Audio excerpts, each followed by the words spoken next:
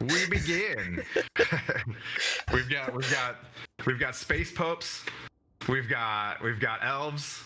Let's see. We've got everybody here. We've got blinding lights. Yep. We're working through it. Okay, well, welcome back, everybody. We're continuing on in our Descent to Avernus campaign. Last week, I did this wrong again. I want to continue to thank for the more gifts and more terrain that RFI prints our little alliance with them.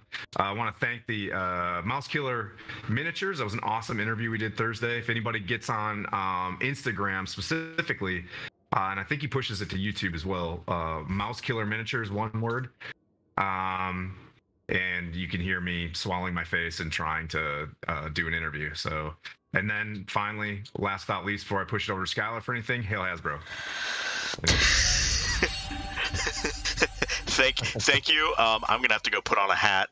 I just have to figure out. Well, here I'll do this right after after this, because Thomas just redeemed a hats off to you, so I'm gonna go put on a mask. And unless you want to put on a mask until we tell you to change otherwise. Yeah. But I'll wear my sock hat so I fit in here in Washington. That'll work. You know? I just want to thank everybody for following. We've got a new follower and newcomer to the stream and to the chat, Alec DeJean. Right now we're up sitting at 236 followers, on our way to 300. So we're making good headway. Just letting everybody know we'll whoever ends up being 300, we will. You get a free sock hat. You get a free sock hat. By me.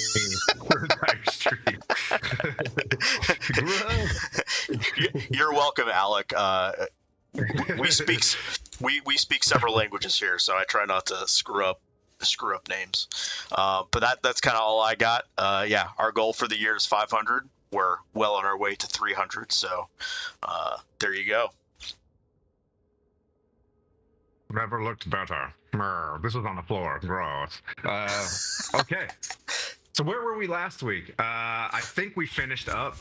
So we'll say we'll call it the Elf Party. The Elf Party. Connor, Valanthe, Henry, Willie, Dragonoff. I keep saying Willie, but it's just Dragonoff now. We dropped the Willie.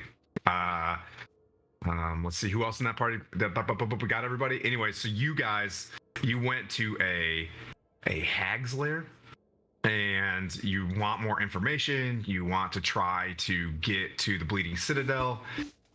Earlier on, this Dow says, "Hey, I know who can get you in the Bleeding Citadel. It's Bell. It's this dude named Bell. He's pretty powerful. He know likey the Zariels. I'll get you an invitation to that guy's lair, but I need some help to break my curse through this red hag."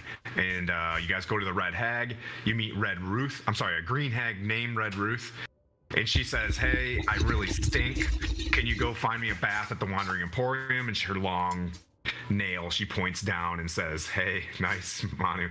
And she's like, "Hey, this is where the Wandering Emporium is on the map that's kind of sitting over there." Silly.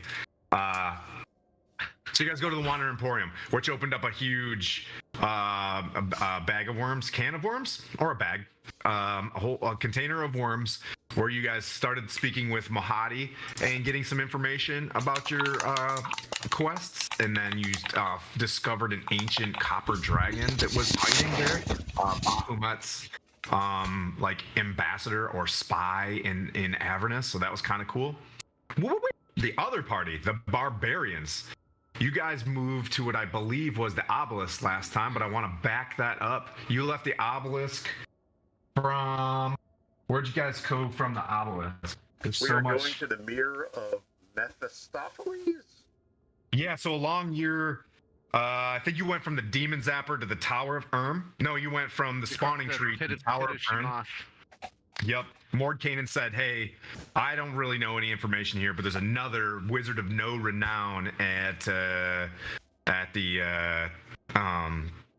at this obelisk. You guys go to the obelisk. There's this mad wizard there. I was trying to liken him to the tall Gandalf type from the new Ring. He's just like he's very haggard and dirty, and he asked you guys to try to help him with an experiment to break himself out, where you guys blasted yourself with necrotic energy. Then you called him out on his lie. You noticed that he was masking himself as another creature, and he's like, "Oh, I'm so sorry. If you guys could just go to the Mirror of Mestafar and break and get me out of here, go talk to Mephistopheles. I know where you guys need to go next." He seemed like a pretty smart demon in disguise, I think is what you guys kind of found. So that being said, we will start this afternoon session with, Mirren, you had you leveled up, correct? Okay, and you got a short rest. You were struggling with your first experience was the Avernus and hanging out, and maybe as you're below decks in the Reich Wave dealing with Manu, who you knew for years and years. He's now got a very evil tinge to him. It's harder to get a long rest or a short rest around him, but he's got various devices that help that out. So Manu, you're at the helm trying to get this thing work. You've been working some mending, correct? Yes. You've been working some mending. You know that there's 4 kobolds that speak Draconic. There's a team of spined devils that work a ballista, and you're getting the sense after driving this thing for a while that they are somehow bound to this ship. Like the previous owners of this in hell contracted them to the ship, and probably not themselves. You're getting that idea? So they're kind of bound to that ballista, but they're pretty dang good at it. And Kygon, you decided to take off the Helm of Torm, reattune to something else, and you know that you can put the helm on if you're traveling to gain some some sentient Tormishness out of it, where he'll say some things to you if you're on the right path, right? For everybody that's watching this in D&D, or so in the Descent to Avernus, there's a map that the party can have that like speaks to you, and it kind of gives you a hint that you're along. Since we split the party, I gave them I re-wickered a helm that you're supposed to find in El Terrell when it falls. So that being said, as we go into this, Manu, I said you're driving, you're trying to work the throttles and stuff. Kygon, you're in the front of the ship as you normally sit, kind of just keeping an eye on things. Mirren, you're coming back to, and you're rested, you leveled up a little bit, and you find yourself, in a schooner type ship. So there's not a lot of room in the second deck of this thing. You see some some burlap, what do you call them, hammocks, burlap hammocks that are kind of gross, where a kobold is kind of sitting there like just like hamming it up, like taking a break. And it's not necessarily creaking down there. There's a very tealish, dark teal aura to the steel in the base of this, with the wood kind of holding together. You get there's a magical property that keeps this thing aloft, and it's got a very deep hum to it when it's driving. It's not like it sounds like a ship that's like as the masts sway. This one's got a when you know that it's kind of sounds like submarine-ish, but yet it's out. So you got that, and you see that there's a small flight of steps that go to a door that you'd have to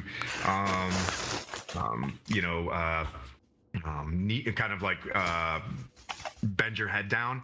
And there's a small little port, and you can see a very dim, thermal crossover kind of light. It's almost like always morning. It's always dusk or dawn, kind of in the Avernus. So you guys know that you are heading towards the Mirror of Mestafar and Kerblunken. What's the guy's name? Crickendolt. Crickendolt. Your buddy bearded devil with the wound on the side of his head. He kind of knows where that's at, and he starts aiming you. He makes you turn around. You cross that pit with a bubbling tar and green pit, like a really large. I would say it's more like a canyon. But you cross it where there's a wide enough bridge that the Reich Wave can get across it. So you cross that, and you get back into the barren, acrid kind of smelling this part of the Avernus is very barren. Like there's not a lot. There's like the occasional tumbleweed, lots of like wind blowing, if like you feel it on your teeth, kind of the sand on your teeth kind of thing. But you guys are kind of you're moving along. So I'll let you guys have your first initial, you got your, your rest in. Actually you had a long rest, right? Because he would have taken it. You had a long rest. Yeah, we both had long rests. I'm 8 hours older on my rest than Kygon. Yep. So that being said, we're going to manage our short rests.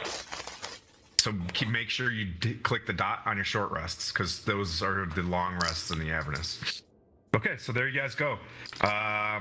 Without further ado, you guys are just beginning to part your ways from the pit below you. And you're moving through the wasteland. Crickendolt's kind of up in the front, and he's kind of near Kygon. He's pointing towards things.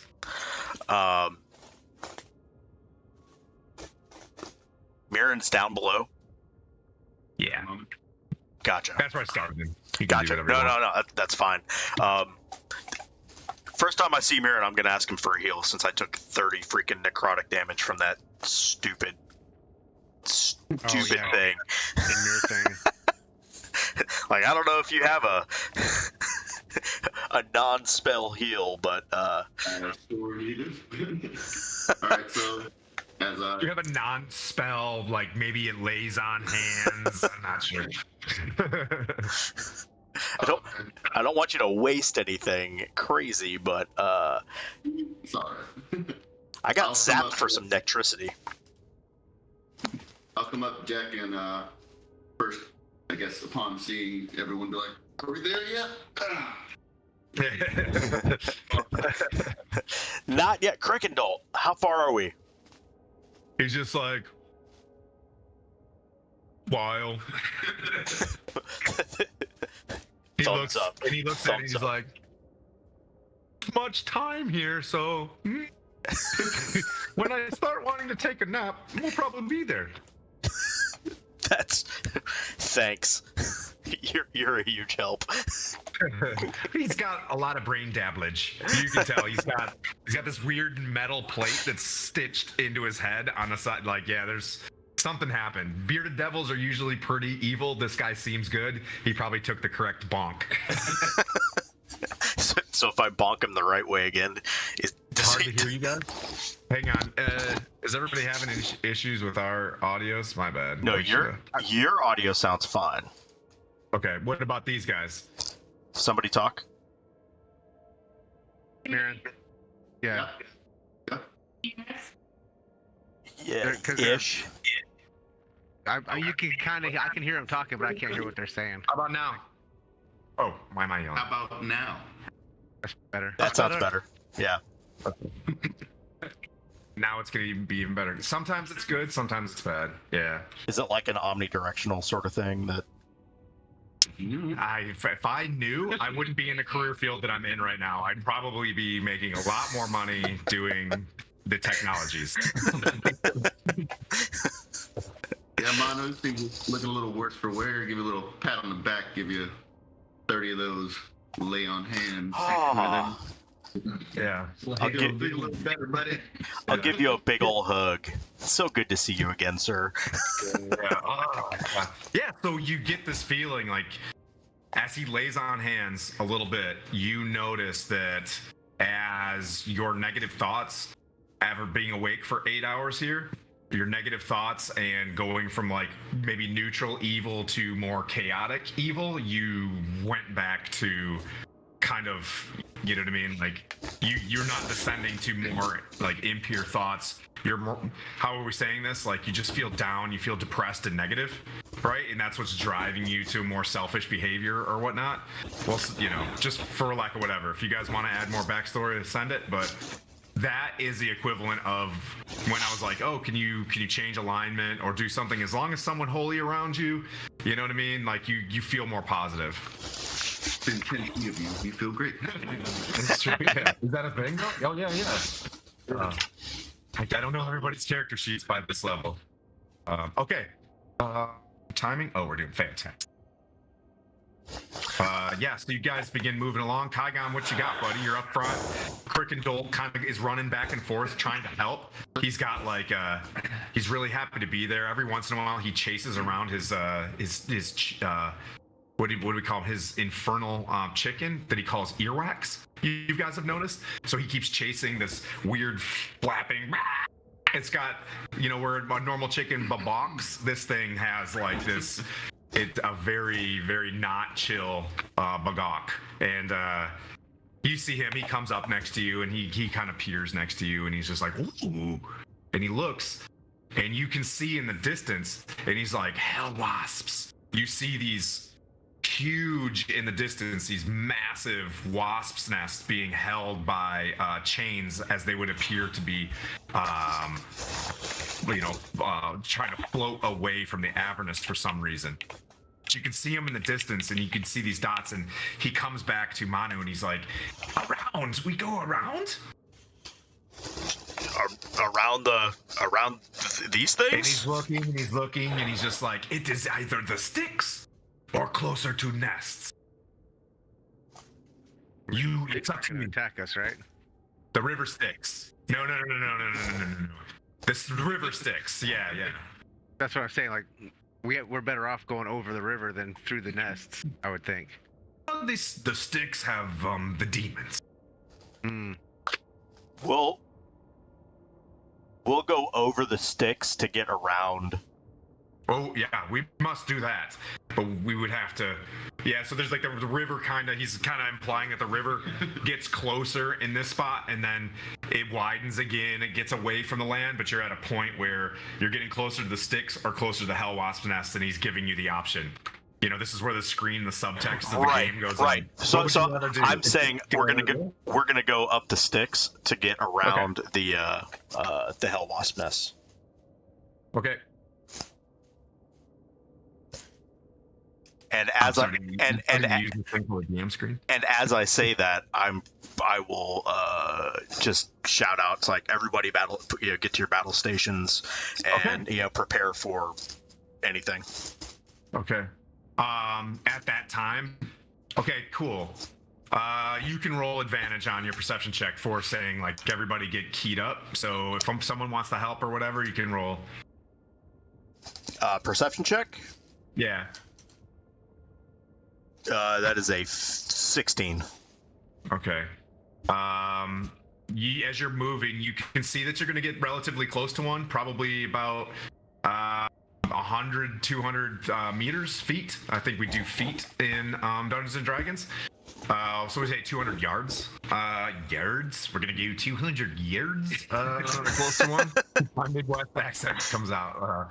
Anyway, so you're going around one and you see one that's got a significant amount of buzzing going on. Like someone went in and shook it or something. But you see dots above it. And all of a sudden, one of the spine devils, you hear... And they start like slowly turning it after 3 seconds and... Boom! This spear comes flying out of this thing and you see one just like fall from the sky as like 2 more that were next to it start like flying straight up to you guys. You say how far away are they? 200 yards and closing. I'm going to blast one of them with Eldritch Blast. Okay, no problem. From 120 feet. Yep. 120 feet? Okay, yeah. So you're waiting. Yep. Yeah, they're cruising in. You can see them in kamikaze mode. The Battle of Midway is happening. There's like the splashing of the water as the rounds are impacting. Okay. I get 4 beams, so we're gonna roll 4 of these. Warlock is the most broken class in the world. So I recommend anybody at level 16 of anything taking 1 level of Warlock so that you get immediately 4 shots. So that's a 17. We'll go with the lowest. Does a 17 hit? C. Okay, so everything else hits because it goes up from there. I like that way. Tim, your recommendation does not hit. I'm sorry. Yes, sir. Ooh. 17 does not hit. So, I hate to do this, but your recommendation that everyone takes Warlock. I mean, live your Not best not everyone's good looking enough to be a warlock. Only people like Manu. Aw, thanks. Oh, that's very sweet. Okay, so 17 doesn't hit. What about an? You shoot and you see it hits, but it just like these things are pretty armored. What like, about it doesn't? It's just cruising. Sweet. What about an 18? Bonk. Does not hit. I forgot about these guys. What about a 23? You're just like you're shooting and these things fly, and finally you hit one. So the last two are gonna hit for 14 total. Okay. The last two hit for 14 total. Yes. Okay. I was just going up from the lowest, so it was a 23 and a 24. Oh crap. Okay. Yeah. You hit this thing and it's still kind of cruising. It's got about 40 feet of movement. So it jumps again. I'm gonna say it's dashing at you. So you get one more shot at. You guys are all at 40 feet. And feel free to roll initiatives on the back side of this thing. I'll hold them. So the three of you guys. He's gonna get one shot at range, is what I'm saying. Before you guys can get whatever. Oh, okay, gotcha. So that's gonna. Ooh, shit. So that's a good. A 10, a 12, a 23, and a nat 20. Die from hell wasps. Yeah. Yeah, the last two hit. And one's a nat 20. So,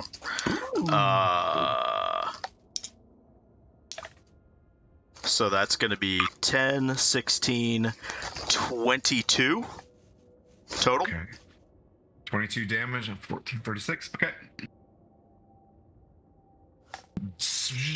No, so as these things are getting closer, these zeros are looking more like, zeros, and you can see a headband on the inside. And they're just like aiming straight at the HMS Reichwave.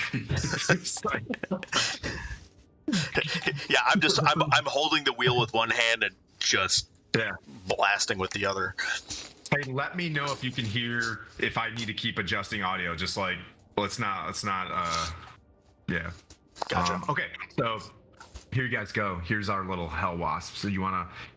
Epione is gonna be the DM on these things when they get closer. That she's gonna pick who they attack. All right, so they're on like this side of the ship, caving in on you guys. They're like, wah, they're coming this way. All right, so initiative count 25-20. Initiative. Oh, sweet. 23. 23. Okay. Manu? No. It's 23? Yeah. What'd you get, Kygon? 17. What'd you get, buddy? 9. Okay. Yeah, you're paladin. But you see what now? Hell wasps. Oh yeah. Oh, they're flying in. I don't even know. They're coming in. All right. So that being said, you're just like let's cage this again. Like you see that the spine devils, they're moving. They shoot one that you're aiming at.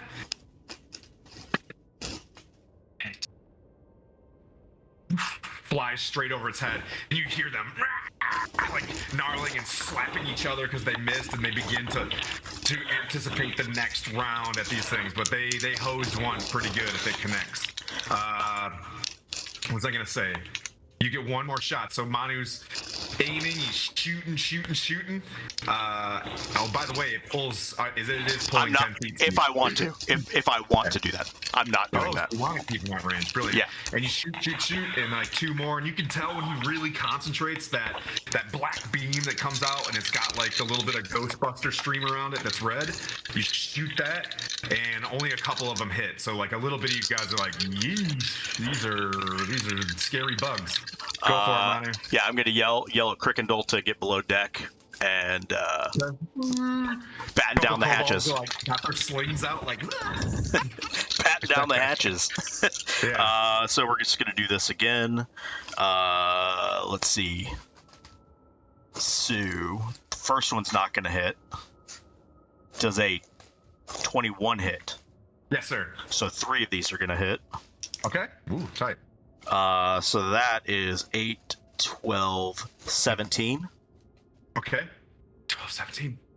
Yep. So you're like frustrated, you miss again, and you just, you've got your rod of lordly might, you bring up to your, that's right, you use this thing as like a block, whack, whack, whack, you hit it, and then crosses right underneath the keel, right? And you can hear it just like fumbling by you, Kygon. You can see this tumbling, you know what I mean, Hell Wasp Biazi flies beyond you, and then the next one, wherever you want to put it, this was the last one, it's coming up. Who do you want it to hit? Epione? Pick who's your least favorite friend. Is it going to be who do you want to Is he? No, one's dead. Yep. And then whoever you want it to land on. Your least favorite friend. Yeah. He lands on somebody? Yes. Is that Fetch? I'll pick this. She's not picking up on this. We'll go, we'll pick a Kygon. Huh? We'll pick Kygon up front. Yeah. All by myself. Kygon, you're up. All right. I'm gonna place my my echo. Okay. Over by on the other side of the those dudes with the purple wings, whatever they are. Okay, you put your echo next to the spine devils, which are purple. Yep. And then I'm going to whack the wasp with my hammer. Okay. And Wait till you see the damage on this sucker. It's gonna fly off the edge of the map. I'm gonna say anything over 50, like he goes through and hits the right way. Like, yo, you're gonna have to suppress this just a tad. 32 minus 5 is 27 to hit. And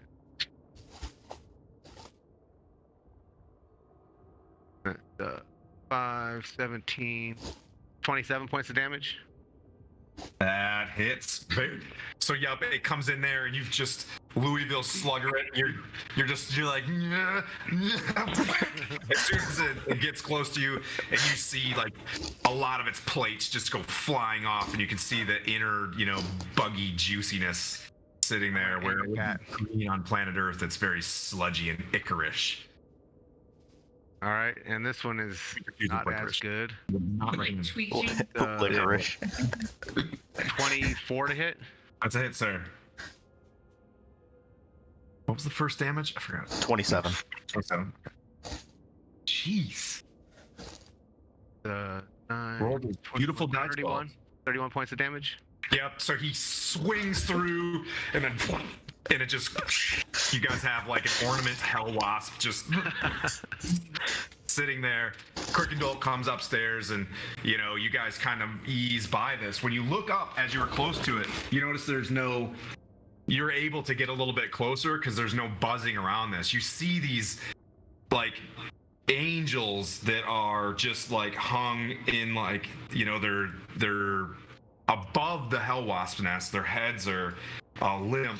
Their wings are outstretched to the sky, and you could tell that the hell wasp nest is being held aloft because of the dead angels inside of it from various battles where Mount Celestia came down to battle with the Avernus and whatnot. The old corpses of these poor angels are embedded inside this for the energy to allow it to float. You go by this, and because you went closer to the sticks, you notice off to the left, as you're traveling, you see a very large hill that goes up over top, like ledges over the top of the sticks a bit, and a very long, prominent promenade of stakes with what appear to be knights are in rows impaled on these stakes. Let's see, we'll go mirror and roll a perception check. As you notice this, because you see what appear to be, a full plate armor and stuff, and it catches your eye. That'd be 16. Yep, same thing. You notice that there's a long pathway, and you can kind of see, which, like, you've seen them before long ago when you were in Wave Echo Cave, sturges.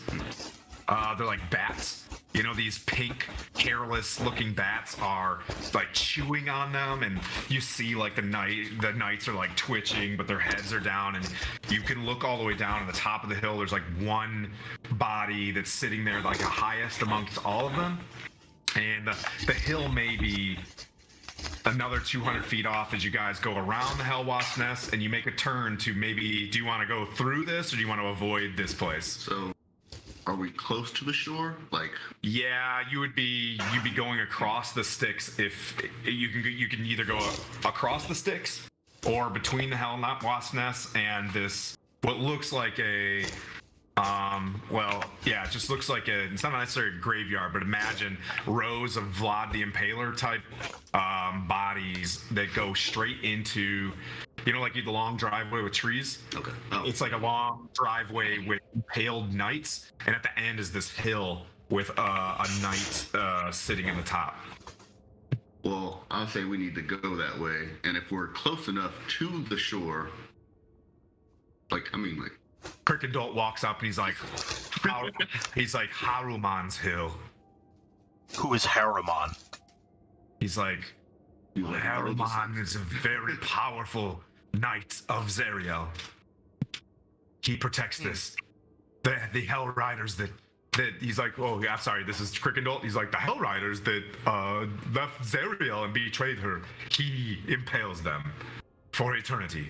we have to save the ones that are still alive. But Yeah, they're we're here dead. to kill off the There's Zerial, right? hundreds So of them. maybe getting rid of her knight might be not a bad idea. So you guys are moving towards this. You can go right to the right of this thing, skirting the Hell Wasps, or you can go left across the sticks a little bit and then cross the sticks again to stay on your path. Or you can go straight through this. Right, that's what I'm saying. If we're here to get rid of what's her name, Azrael or whatever, then maybe killing off one of her main knights might not be a bad idea. Step in the right direction. Let's see. So Kygon, you're on the front of this thing. We'll say Mirren, you come to the front as you see this. And Manu, you're driving, right? And you get next to Kygon. Kygon, as you peer in, go ahead and make a perception check. I think that is a +7, so 16. Wow. A lot of 16s today in perception checks. So you see Mirren looking off to his left. You know how when someone's like channelized on something, from your experiences, you don't want to get sucked into, you know what I mean, the big picture, or to his focus. Mhm. So you see him going like, there's knights, there's something. Crickendalt's, you know, it's like Haruman's Hill. He explains who Haruman is. He's like a very bitter, angry, you know, knight of Zeriel, that when Zeriel was betrayed, he hunts down the Hell Riders that, like, when they die and they get sent to Avernus because of the betrayal, he hunts them down in the Avernus and impales them here forever. Is kind of the story. And you may have heard this in El Terrell or your travels or whatnot, but as he's looking left at the hill, Kygon, you look to the right. And at the end of the row, leading up to the hill, probably like 200 yards, you see a massive, huge, strong back of a red beast. You know, very clean horns and leathery black wings that are tucked in, massive, like mace, like looking down, and he's holding what looks like a helmet. And he's standing over what looks like a black knight of some sort that's on the ground. And he takes this look at this thing, and you know, as you're kind of sitting there, it slowly turns around. And I'm talking, this beast is probably like the size of a Nelfejni that you've seen before. 200 feet away, kind of looks at you, looks at this helmet, and then looks back down. You see from the distance in front of him, there's another winged beast that's more yellow in color as you're kind of looking, and he's wearing full plate mail. And you can see him just snap his fingers and then point up. You see that creature fly up into the air, like straight up. You're following it, and you lose him in the overcast. I'm assuming everybody sees this, or just me? You just see this. All right, I'm definitely gonna bring everybody else's attention to it because I don't know what the hell that is. And probably recommend that we don't go that direction. Also, I'm wearing my helm. I'm not attuned to it. I'm just wearing it that way. If it does have something to say, then Yep. So you look amazing. You can roll. Anybody can roll probably a religion or a survival check to see. And I'll let all three of you guys do it since the three of you, if you want to see. What that was. Yeah, what that is in the Avernus. You guys aren't too keen on it, but across like a group stealth check, we'll do a group. What the hell is that check? And realize there's denizens.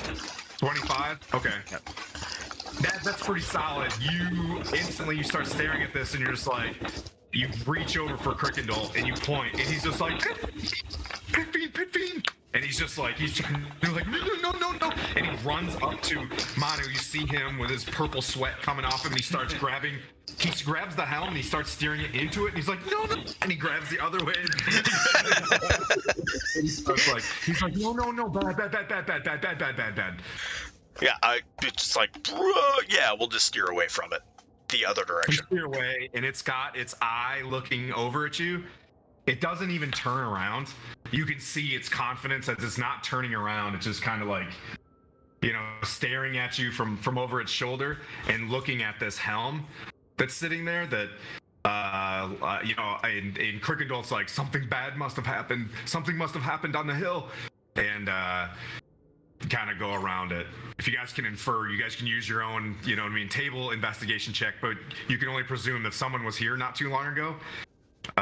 You guys move across the sticks.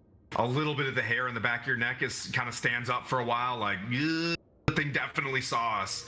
But what you kind of perceive is you guys might be kind of not worth that thing's time, regardless. Or it's got its own self-preservation or something. You can roll your own insight check or whatever, but it kind of goes, you guys kind of press, you stay across the sticks for a while, looking up to see if anything's going to come back down on you again. Crickendall says to just stay on this side of the river, but stay close within eyesight of the river, and you continue to press along. Oh, I keep forgetting I have a map here this whole time. Okay. Yeah, definitely not going towards the Pit Fiend. We'll just, if it's not presenting itself as a threat to us, then we're not going to present ourselves as. It looked like a lot of indifference, and yeah, like I said, roll insights as you wish, but you guys keep pressing on. 21 insight as he's turning his head. Yeah, you're just talking to Crickendall about what's going on here, and usually if you get close to the hill, he describes a nightmare, which is this horse that flies around, and Haruman generally will attack you, but since you didn't get attacked, something must have went wrong to bring a Pit Fiend out here.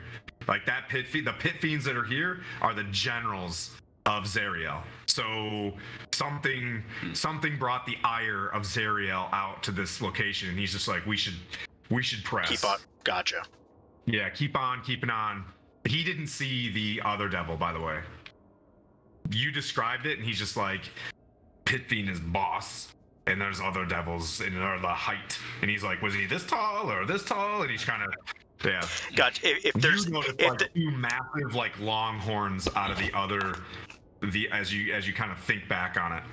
If there's a way to give this thing more juice, I will give it a little more juice than normal. Yeah, you get to the point where that's another insight check that you can do at another short rest when you want to be specific about like, what can I do to repair this thing? You know it's a boat. You know it's a flying ship, and you can only get 10 feet off the ground. You notice there's 3 locations in this thing for a crystal. One is the crystal where you guys can just travel. You notice that there's probably 2 other crystals that are missing that could either make this thing do a planar shift, which you're tracking it, you saw it do a long time ago, and 1 make it actually climb. But you know it does not have that ability. And Fedge has been explaining to you, you know what I mean, like what it used to be able to do versus what it can now. Gotcha. So before we get too far from it, question is, if a significant event happened here to where Harmon's not here and a Pit Fiend is, and we're going to have to fight Zariel or talk to her at some point, should we not see what this is about? I'm not going anywhere near a pit fiend right now. I mean, do you want to go talk to a pit fiend? Talk would be the least of my concerns. It'd be more of a weapon to face thing. Bold. I like it. The question is, we know we're gonna have to do something with Zariel, and you said if we're gonna try and see about Hardmon, but now there's a pit fiend there. Well, what's the difference? I just look at Crickendolt. Like, you tell me. He's just like, what? What's He's the like, big, he what was doesn't the know. bigger He's just threat, like, I Harumon or don't Pit think Fiend? the Pit Fiend would want to help you. Self-ether.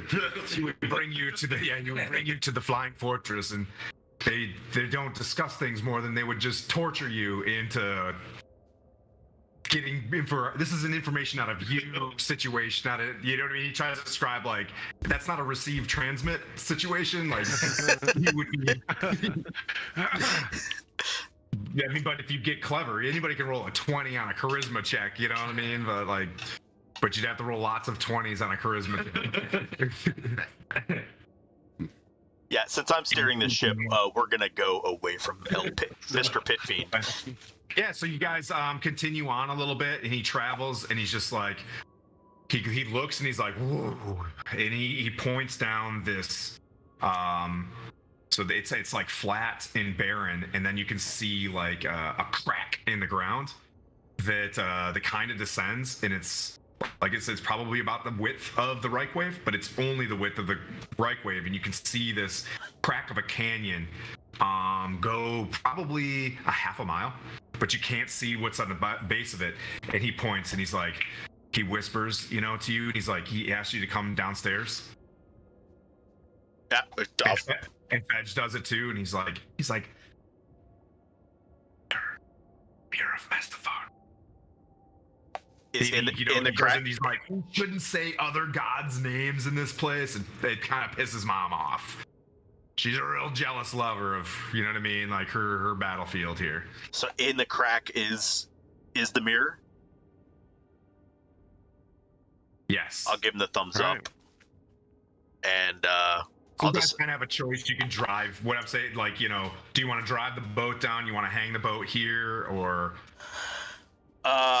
so I'll ask Fedge. I'll ask Crickendolt if he knows what's further down in there. He's like, he's never gone down. Legend says that there's a mirror to Cania down there.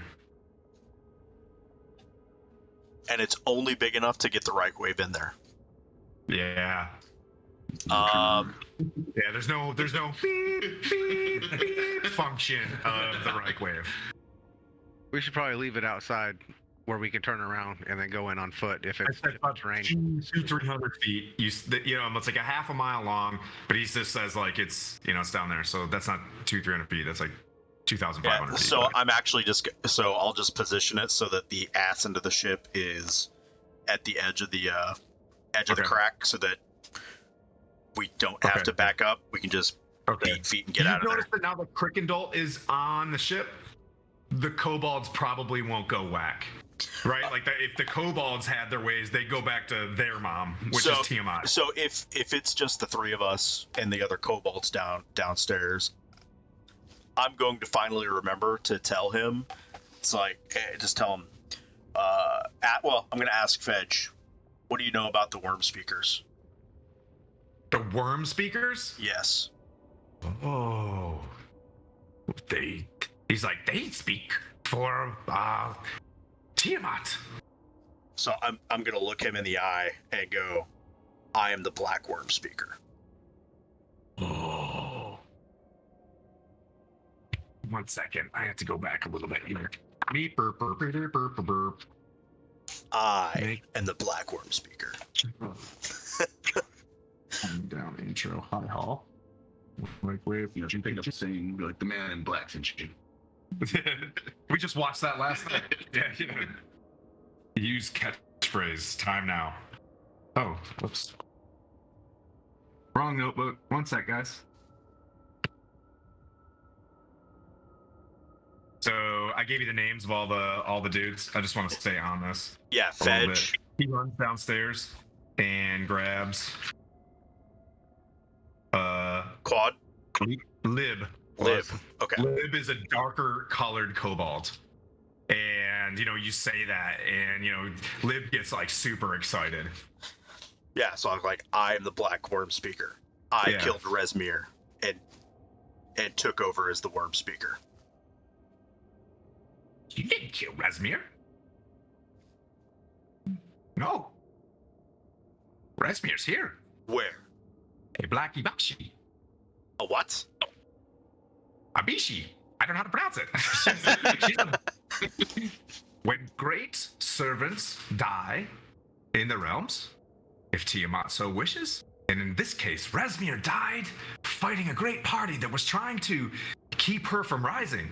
And in Resmir's service, with Resmir dying, she was raised in the Avernus as a Black Abishai. She's very powerful. Well, I'm still the Black Worm Want to Speaker. go see her? Not right now.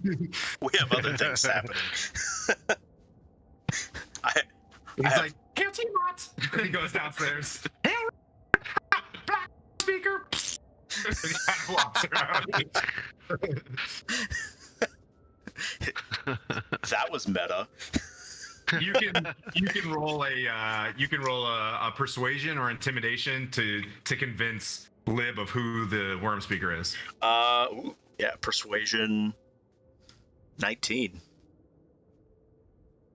He's confused. He's confused at who the boss is, but like definitely respects you. I wouldn't be intimidating him, but yeah, persuasion. Yeah. So you go into the details, you tell a story, and like, oh, Manu, ooh. Goes downstairs like, whatever. Cool. Yeah. Continue. Continues. Press on. Yeah. Yeah. So so I'll park at the edge of the crack and Okay. tell Crick and Dolt not to let the kobolds do anything stupid. Kirkendall nods. He's like, and he's got earwax in his hand, trying to flap, and he's giving it kisses, and it's really gross. You know what I mean? Like much plaque kisses, like really plaque kisses. Like,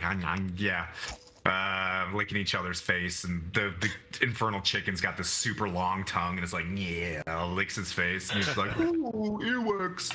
And he kind of stands there and holds. He holds the anchor, and he's like, "Don't do anchor." I'll drop the anchor. Oh, okay. Like, All right. yeah. So I'll drop anchor there at the edge, and then have him. I'll He's tell like him. trying to touch all your buttons and gears, like Crickendall, Captain. No, I'm the captain. Okay. But I'll tell You him, are? it's like, what? This is the anchor. As soon as you see us come back up, bring up the Okay. anchor. And he's just like, gives some like infernal salute. All right, so there you guys go. A rope ladder kind of goes off the edge, and you guys can either fly, float, do whatever charismatic thing you want to do. Cinematic thing to, you could do your Avengers landing, onto the floor of the Avernus, knee down, head down, and Yeah, I'll just hop jump down, off. but then you see. Jump off the back yeah. of the ship. Just jump off the back of the ship. As soon as you get down there, you notice it was a wise choice as the crack really narrows in certain spots, and you guys begin to walk down.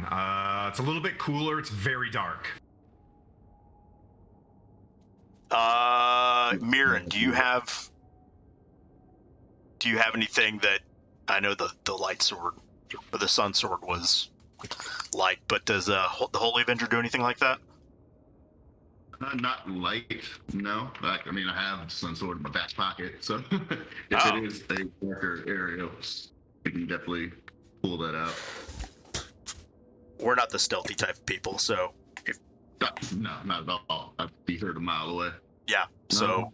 might as well go full bore on the sun sword. All right, then. Yep, I'll go ahead and beam that up to max luminescence as we start our walk. You get that there's not a lot of traffic in here. You can tell that there's no footprints or any disturbances. It looks like this place is it hasn't been like touched like often, almost like it's a place that has been isolated in the Avernus for very good reasons. So a lot of people don't come to this portion. As you continue to move forward, Kygon, you notice that there's a giant slab of ice is wedged at the end of this craggy ravine. Through its as you get closer, you can see through its surface, you glimpse a glacial landscape draped in snow. So it like from behind it, you see normal whatever, but this wedge of ice, you see in it like a landscape of snow and glacier. So do I think that this is the mirror we're looking for? Like maybe it's not actually a... Oh, that's the next scene. That's not this scene. Yeah, that clip, sorry.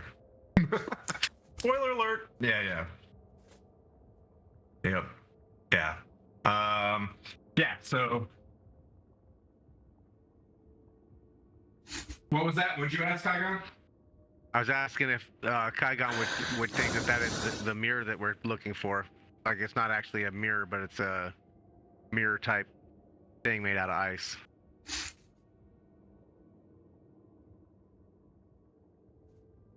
It is a wedge of ice. Yeah, that's basically what you see, and you can look through it. But I'm gonna say you're 60 feet away from it at this point, where you couldn't see a reflection if you wanted to, right? Like, what's the way to tell if something's a mirror? Like I'm gonna say you're canted off to the side or whatever. So I'm going to use my echo, and I'm going to transfer my consciousness to my echo, and then have my echo go over and check it out. While he's doing that, I'll use action divine sense. See if I can detect any good or evil within Oh yeah, feet of us. yeah. Is this your first action of using good and evil and everything? You're like evil. Yeah, so like there's a little like a mosquito next to you, like evil. This whole place is evil. Yeah, you're getting a very sense that if this is a level of hell, that's probably a more evil place of hell. So if you predator scan this, it's like red, dark red, red. Yeah. Blinded by the red. Yeah. You just turn it off if you want to. It's really bugging you. That's the sun sword, right? Yeah, that's the sun sword. Oh, what did we do last time where that worked? You could just aim it at the ceiling. Effects. Oh, okay. Oh, movie magic? Okay, so this is my blue hue as you're looking towards the mirror. You use your echo and you put it close to the mirror. Right. And you can see sorry, buddy. You can see how does the echo work in this? If the echo touches something, do you feel it? No, I don't think. If you're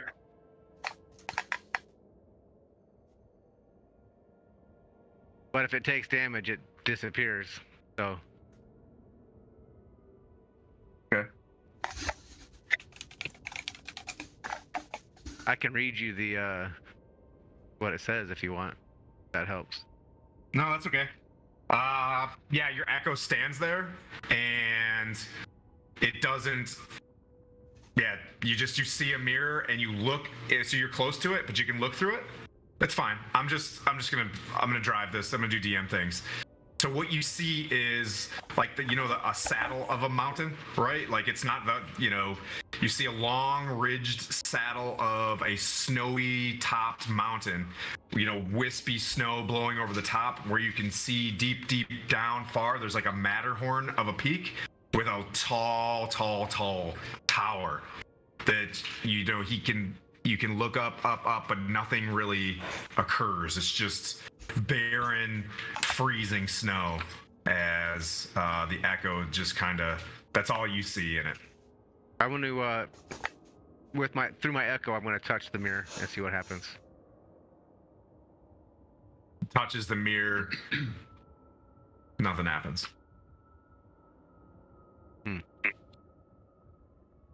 And as I'm seeing all this through my real body, I'm relaying the information to Mirren and Manu, like what I'm seeing and all that.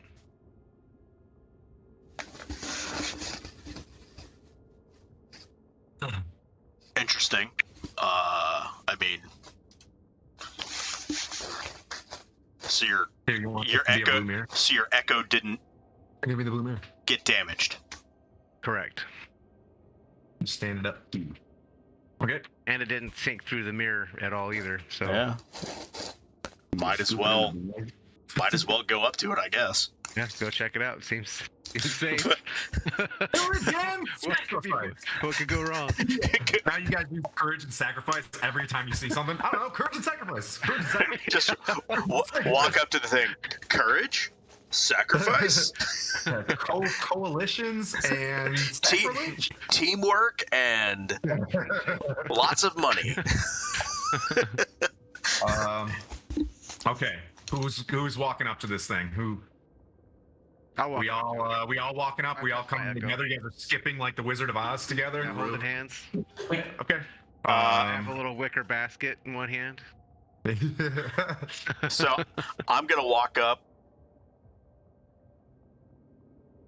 Yeah, I'm gonna walk up and swap and actually just lift up my my eye patch and look at the.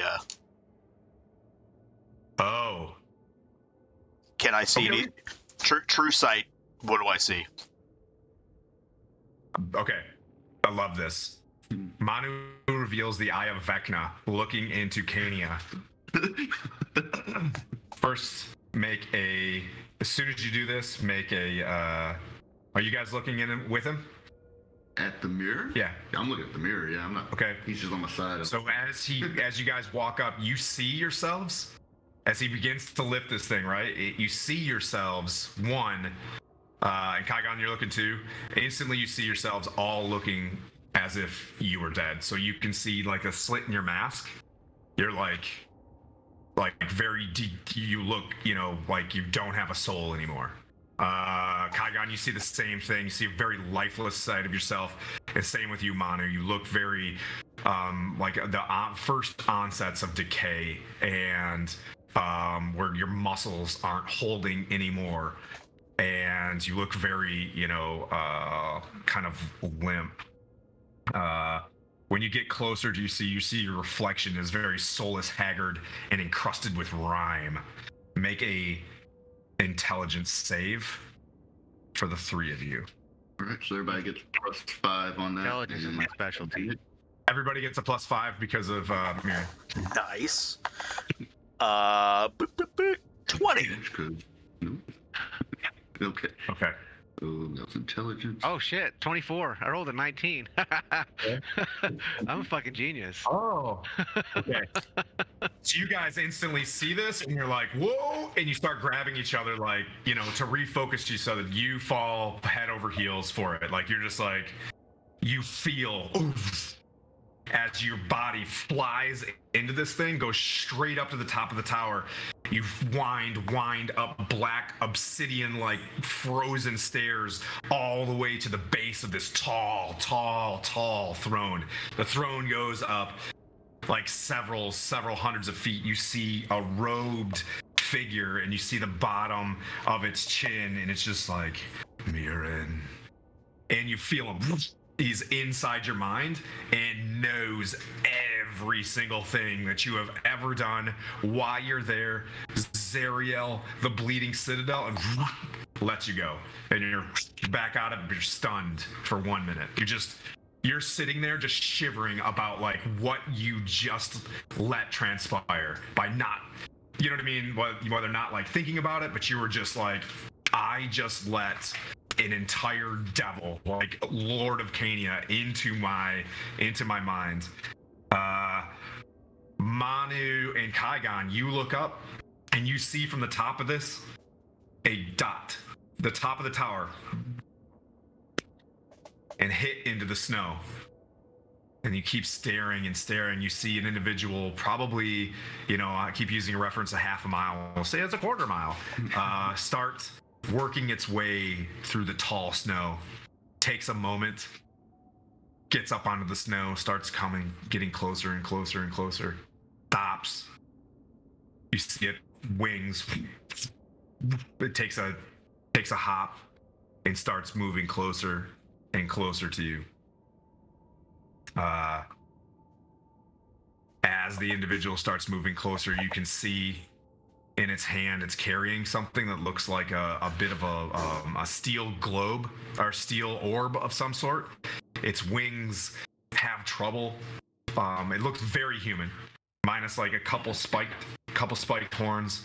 Its face, it's just frozen, and it's just trying to like get to you, like with its eyes frozen over to try to find you. It gets close to the edge of the outside of the glass, and it was just like you see it take this pot, and you see this boiling hot water wash over its face. What brings you to my master's mirror? As its face begins to freeze again. I just look over at Kygon, like, what the fuck is this? Oh, this is my favorite part about the barbarian party, as you guys completely forgot why you guys are I'm just gonna look at like, I will quit. I am going to unplug this. no, it's just one of those. No, I know why we're here. I know why we're here. It's just like we're just seeing things that we've never seen before. Like, what? You start coming out of it. Like, what? And you can see this very corpse-like being. It's a human with very wealthy type dress. Maybe a little light leather armor underneath its, padded armor. Wings are not flowing at all. They look pretty frozen. Like it takes a lot of work to get to fly. And this human with just bluish skin, a bluish hued skin with like two nubs of horns in front of you. So even though I don't know what the hell we're even looking at, I'm extremely frustrated with everything that's been going on. So I'm just gonna straight up, it's like,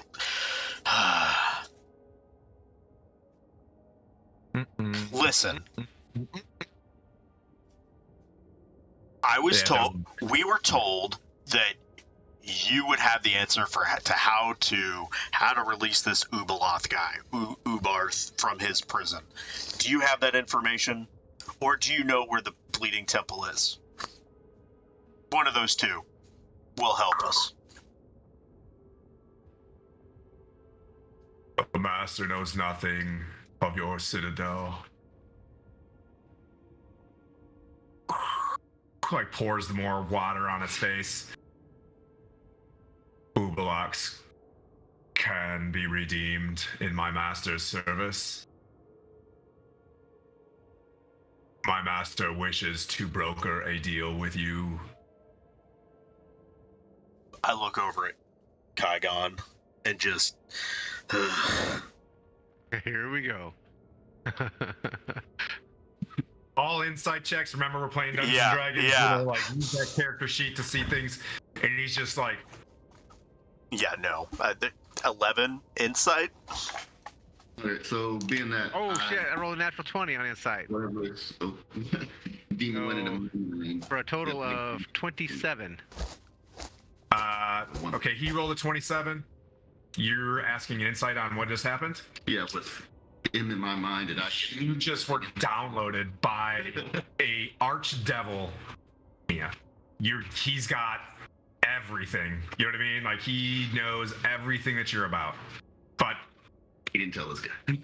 yeah, you didn't. Yeah. Well, no, this dude, you seem to think that this guy is somehow by, with, and through Mephistopheles. But he is, you didn't ask him or who he is or anything like that, but feel free, you know what I mean? Like, the dude seems like an emissary of sorts.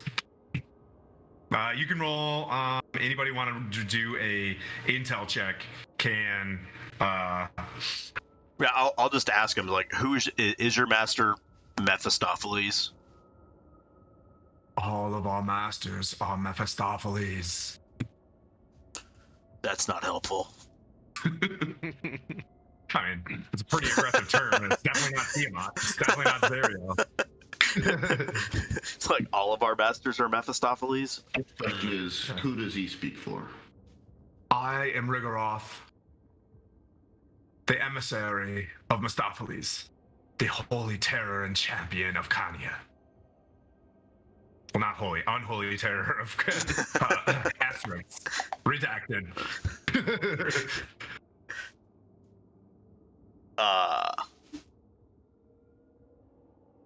Oh, does Mirren, do you know why we're here? Outside of game, do you know why we're here? Yeah. Yeah. I mean, you do. You know that you've all received either a vision or something that's trying to get to the Sword of Zariel, which lives in the Bleeding Citadel, right? It's just this holy place that's being scabbed over and trying to be destroyed there because of the power of this sword, that it's like the interlocutor of the Holy Avenger is the Sword of Zariel. It's also super duper good and can impact this situation to free Elturel. Can the sword break the chains of Elturel? I don't know. Can it kill Zariel? I don't know. But it is something important, something in that space. Like Torm is just pretty chill dude, was like, you should probably go there. That seems like to me like a very positive lead. Like we don't know why, but you know, one of the gods from Mount Celestia. Yeah, said maybe it's a good place. But anyways, well, I meant specifically here at the mirror. Does he know what? Oh, damn, he doesn't know why he's at the mirror. Yeah, he was downstairs. Sword, I didn't know about this. Yeah. So we're here because we've been on a stupid wild goose chase of go to this place, go to this place, go to this place. This is the next place that we've been told to go to. So we're just assuming that whoever this is just going to send us someplace else to go do something else. Okay, so as we're looking, he's on the other side of the mirror, this individual, correct? Or are they in front of us? Are we peering through the mirror talking to them? You are peering through the mirror, looking at him. You see your visages, but you get the sense that you don't want to look at your visage, right? Like, don't make eye contact with yourself. Once before. But you can see him as if he is really there on the other side.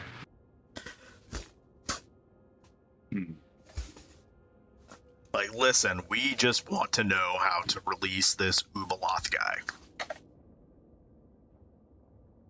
He's like, if you would perform a task for my master. Well, sorry, I'm in character.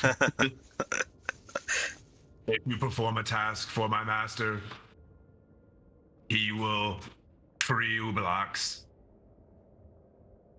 I, through my master, will grant you each a boon of great knowledge. And you feel, and through you hear in the back of your heads, so it's not so easy to get into your mind, Paladin. Did he chew through it?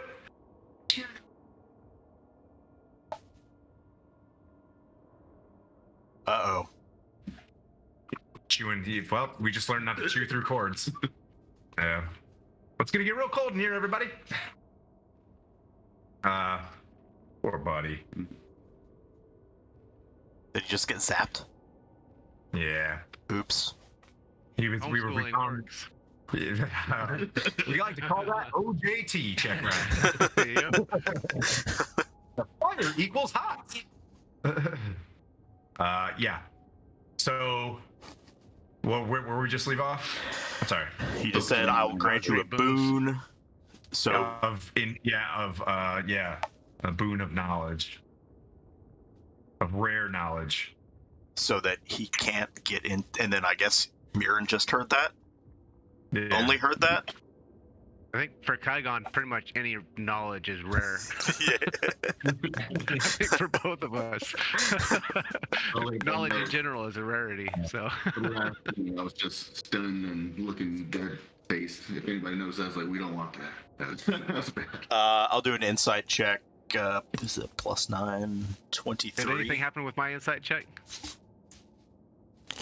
What was it? I'm sorry. 27. 27. Yeah. Oh yeah, it's on the up and up. It's a contract. It'd probably be a contract, but it doesn't seem like. Get the sense that yes, this is Mephistopheles. You could probably figure out a way to get this dude out of the obelisk. Every time you're gonna do any of these things, there's gonna be some sort of thing you gotta do for him. Yeah, I was gonna say, what's the rub? It's a pretty high devil. The boon is a boon. It's a like in the back of the monster manual, there will be a boon given. That's not a bad, right? So boons are goodish. You get the sense that this is probably the only way to continue down the path. And Ublox was certain that in your insight check, Ublox was certain to know how to get to the Bleeding Citadel. Well. And I don't think even the other party doesn't have that level of clarity yet. I guess we need to ask this dude what he wants. Yeah, what do you want us to do? What are we doing? Damn the river Styx, where it pours into the pit of Shumath. Oh, that should be easy. How does one damn the Styx? You will take an ally of Mephistopheles to the river Styx, where it meets the pit of Shumath.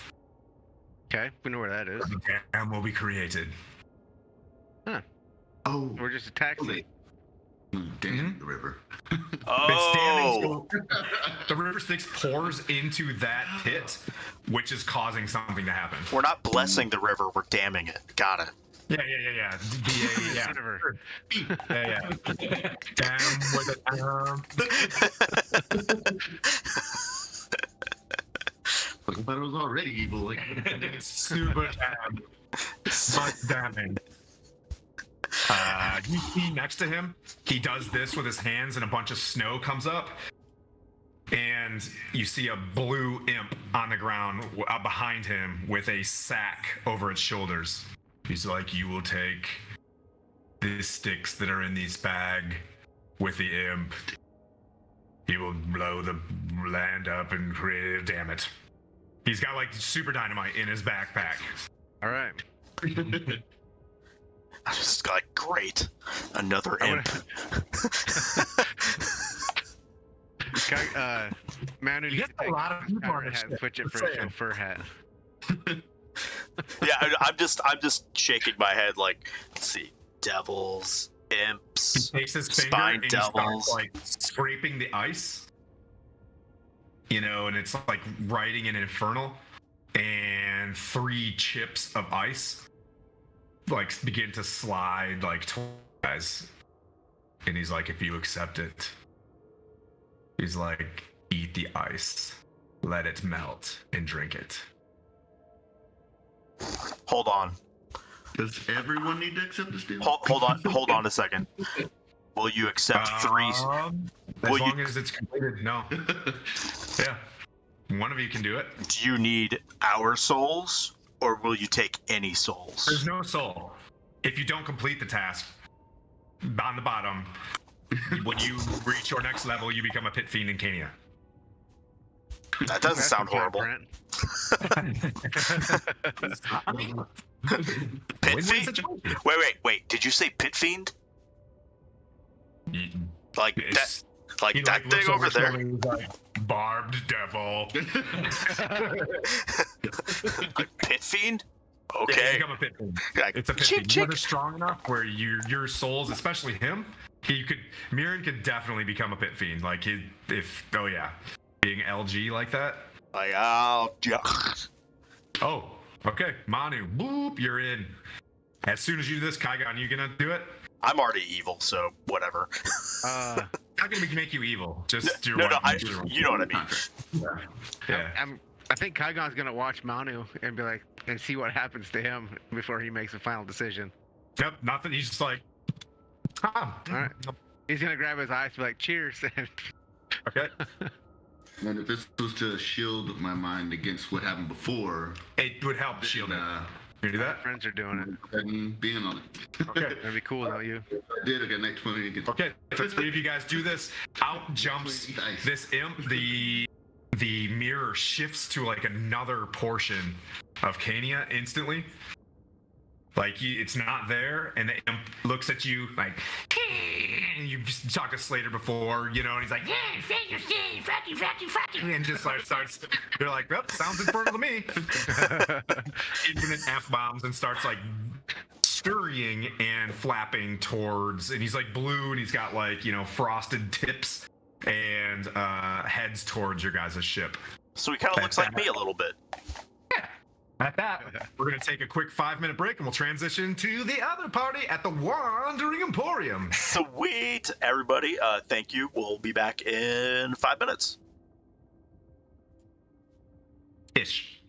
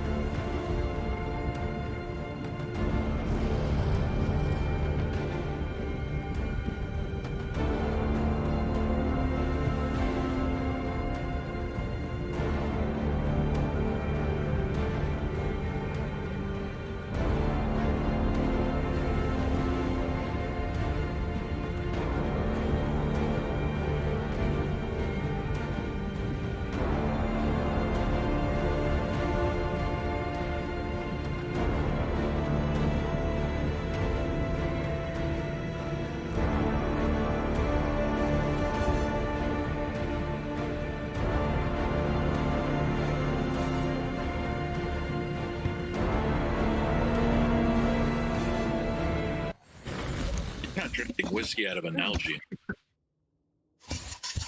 I think it's Button Ben Hat. Okay, so for the rest of the party, so Valanthe, Connor, Dragonoff, Apione, and Henry. You guys, I think you just left Bernie's barber shop, right? You guys were just talking to an ancient dragon. You received a lot of information from Mahadi. You know, as you step away, are you guys still in the tent with the ancient copper dragon with Bernie? I walked back out. You guys walk back out? Okay. We had to have a little chat. All right. So you had some discussions there. I think there were some other things that you guys wanted to do. You wanted to somehow get a message to the rest of the party or find out where they're at, correct? Yes. So yes. that's happening too. There are imps out looking for the other party, and they'll get a hold of you when they get a hold of you. As you exit the tent, you're kind of still at the tent, just a flat behind you. You look straight across. You see the two salamanders banging hammers, and they've got the, you know, the oh man, I am not a smithy. They got the blower thing and the, you know, the anvil and the tongs, right? And they're doing stuff. It looks like there's a pretty sizable armory behind them as well, as you see those, you know, wooden tea stands with like chainmail and plate mail and things like that on it as well. You look off and you see what appears to be a corral of sorts, and there's a hobgoblin in there, and there's like various larvae kind of worming around. And there's also, what other fun things are in this place? Deedly-dee, wandering emporium. Like I said, you see from hell in from here to Avernus, there's a sign that's like the Mahadi pointed that it was like a postal place, and you see a small stand called Icar's Away. Other than that, you guys can walk back to, you can get back in the vehicle, and, you know, without a far drive, you could head back to the Bone Brambles as well to carry on your mission for Babe Ruth. Is there anything that we need? Anything else that you guys think that we need while we're here to survive? Is there healing potions? Exactly. I like your I style, think good so. sir. Yeah, your idea first. I'm just completely and utterly agreeing with you. All right, is there some place that we can go to buy healing potions? You remember that you can purchase those with Red Ruth. Okay. But So we can there's not like an alchemist here. Okay, so we can probably go ahead and like. And you realize that you probably get something like that from Mahadi, but so indebted to him that things might. The more contracts you sign, the more. We're not indebted. We have played quite happily with other people's souls. Okay. These contracts are getting real long.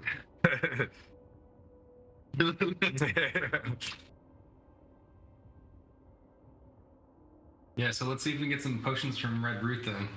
Some healing potions. Well, we've got to go back to Red Ruth, haven't we? Yep. You guys have a ticket for her bath? You guys got her level 3 bath, right? Yep. Okay. And also, as Valanthe said, we need to clear some of our outstanding tasks, because we've got this rather long quest journal at the moment, and it's looking a bit bit messy. Yeah.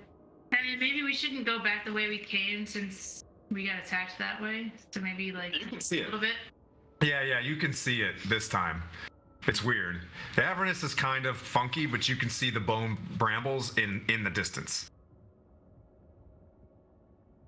What, yeah, can we find a more In between. What's it, buddy? Yeah, so as Epione said, find a different way back. Is there a more sort of hidden route back or anything like that? Is there any way we can get out of here without being noticed as much? I know people like us. Yeah. If you guys make a sound, I want to be more cautious about where I'm going this time, then you can roll that group stealth check with, you know what I mean, like with advantage, right? If you're like hi-oh silver, you know, and just like then yes, then you're. But What as I'm thinking is if we can just try to sort of not let hardly anyone see us leave this, so people will be wandering around here trying to find us. Yeah, you can make a stealth check to get out, but you'd have to make that for everybody. I could make the stealth check for everybody. That'd be fine. No, I mean like everybody makes the stealth check. God. It's like a kobold on a ship. Okay, I cast Pass Without Trace on the party. Okay. Everyone's got plus 10 stealth. And you guys are gonna slip out. Okay. Yeah, and I've just rolled a reasonably high number. And when I say reasonably, Please tell me it's 50. it's 49. I don't know. I only got 19. I didn't roll a nat 20. So Really? So you can Yeah, I know. technically roll a 50? I could roll a 50. Yeah. Jeez. Aim this. So I'm helping the party if anybody does have a bit of a slip up on their stealth check. You're helping the party. You just disappeared from them. We adjust this. They didn't even notice you disappear. We see it. I guess. Group stealth check. Group. It's all about the group. Yes, but as they're all group stealth checking, you just disappeared. Where did Connor go? I got a 23. Who's looking at that? That's not bad. That's not bad for a big holy man. Normally 23 is pretty good, but when you follow Connor with it, it's kind of like, meh. He is in full plate mail, to be fair. He's in full plate mail. 23 is not bad. Clonk, clonk, clonk. Yeah. So he got a 50. So you guys were kind of standing there, and he's like, "Hey guys, we should probably sneak out of." And you guys are just like, "Where's the guy with the hood?" Epione, you want to roll a stealth out of here too? He gets Plus 10 Epione.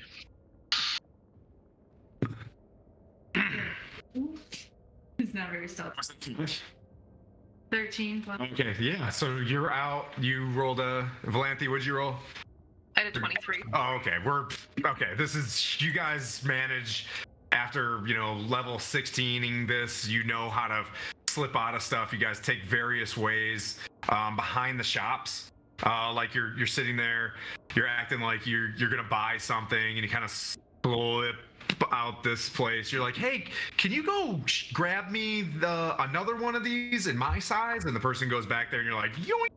And you disappear as best as you can. You get into the war machine that's kind of, that there's an underground under the chassis hatch that you get into. You get in there, the chains are swaying, the harpoon is affixed in its little crew serve position, and you can see kind of Lantoris's legs as he's stuck in the machine getting ready to drive, and he's down there and he looks down at you, Epione, like and he's just like, "Where are we headed?" Bone brambles. He just kind of starts shifting things and whatever. He's like, it's gonna need another soul coin to get going. Where like you can tell that it's on its last leg.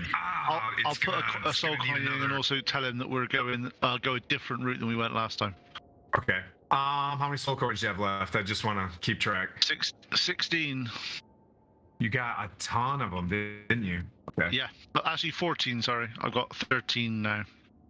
Okay, you own 14 souls. Congratulations. Which is about probably like by the math in this thing. There's like 3 souls in each one.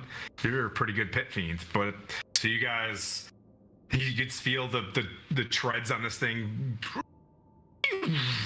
when it starts like rumbling along, and you guys depart the Wandering Emporium in your last bit of respite. He cruises along a little bit, and then distance, if anybody's looking out, you can break out the white hue and the red tinge of the tall bone brambles. Where it's kind of gory, and you can see as he drives up, he remembers the path to get into the bone brambles. Remember, it's like miles on each end, these tall, like you can't even see through these bony brambles, but you see the entrance that appears to where you guys left off, where there's a bit like of a drow was affixed inside of it, and that was kind of your like, oh yeah, that's where we went in last time. Don't explore too hard, puppy. You remember what happened last time.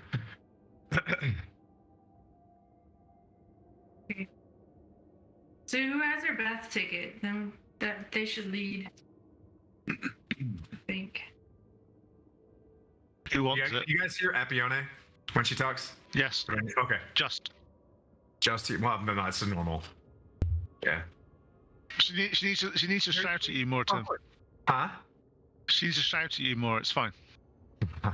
I do all this shouting in the house. I speak in like H250 language, just in case it's like probably like constantly yelling.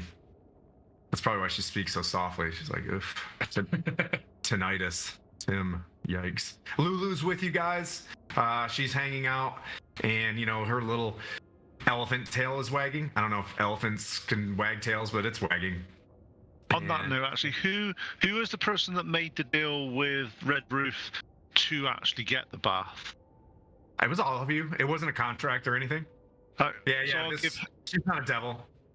I'll give Henry the ticket then, because obviously Henry did the talking for that. It's easier dealing with the same person then. Okay. Yeah, you guys want to walk into the bone brambles? Let's do like the best place to go. Yeah. Yeah, it seems like the right thing to.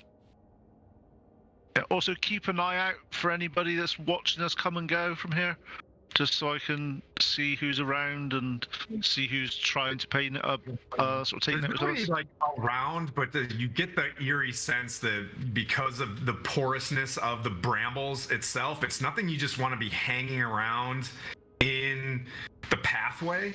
It's more of like you want to get into Red Ruth's kind of lair. Like you don't want to just spread out or anything. You want to keep moving to get to the lair, or you get an eerie sense that these things are gonna, you know what I mean? Like yoink. It doesn't look very chill. Yeah, we'll go do that and get into her lair as soon as we can. You move and you can see the roughly 20-foot high hut of bone brambles and gore. Remember I told you like she uses finger bones as like her entrance, like the beads to go into certain stores or whatever to like walk in. It's all like finger bones and stuff. There's these cadavers hanging that she's using for various things, and it's a really horrific sense when you get in there. Her tables have like entrails and stuff like that all over the place, but there she is. You can see her. She's roughly 7 feet tall, and she's singing like various children's tales on the inside. She's like cooking food, and you see her. She's like super duper tall and thin, but she smells like really, really, really bad. But there she is. She turns her back. She's like, "Oh, welcome back. We've got something for you." Ooh, a baby. And she just kind of like reaches out her long hands with this long nail. We have to go way back to remember what Red Ruth's lair was. Okay. Yeah. So it's not a baby. So we're gonna pass her up the bath ticket and tell her exactly what we got for her. She's like, "Oh, Red Ruth is so grateful." She's like, "I only have one request. Make sure that nobody gets into my hut, please, or else I'll never be able to return. Is that okay?" How long are you expecting to be gone? Couple hours. And she looks at the ticket. Yeah, this wasn't an all day. La la la. She's like grabbing like guts and like a baby's arm, and she's packing it into her purse. She's like, waving it around, and Gross. yeah. She's definitely, yeah. But she's like super excited that she goes to this thing. She's like, okay, can I go now? You guys got this place? Hold down the fort while she. Yeah, Before you leave, Well, we have to get before- back to before- the bug zapper or the Bug Zapper. Demon Zap. Well, as Demon Zapper, yeah. yeah. You said if we did this for you, you would help us free Razala so she could ask. I have knowledge. Okay. Stop wasting my time, I stink. Yeah, you do. See how like Nobody- maggoty armpit hair and stuff, like, ugh. All right, that wasn't part of the deal here. Watching your house. Razala. We So she gets her bath because she can't leave her hut. I can't leave my hut alone. That's part of the deal. Like, Go back to session 17 and rewatch it. Hold on. Hey, you guys. Red Ruth. Got I'm wearing my football shirt today, so upon further review of the tapes, judges ruling on the field, yeah, we'll hang out like 1 or 2 hours, and then if you're not back in 2 hours, deuces. If you are changing the deal, Well, there's How no about you change give of the deal. There's no changing are. of the deal. how about you give us some? You frozen some healing potions to look after your domain. You can pay for the healing potions. Well, if you're not here, we don't know who to pay. And she's returning. She's gonna go get a bath, and then she's coming back. you know about this place while you're gone. Well, it may have a few visitors. I may not have brought this place from the Feywild, where it was pink and blue and all pretty. And a few dryads may have unfortunately been brought down. Do you have any helpful? Use your weapons. So is everybody that's And she walks down the path, and she's skipping with her, her little bag of stuff. The big arms. Yeah. With her baby arms, and just yeah. And you notice that her cabinet, Connor, is super duper locked.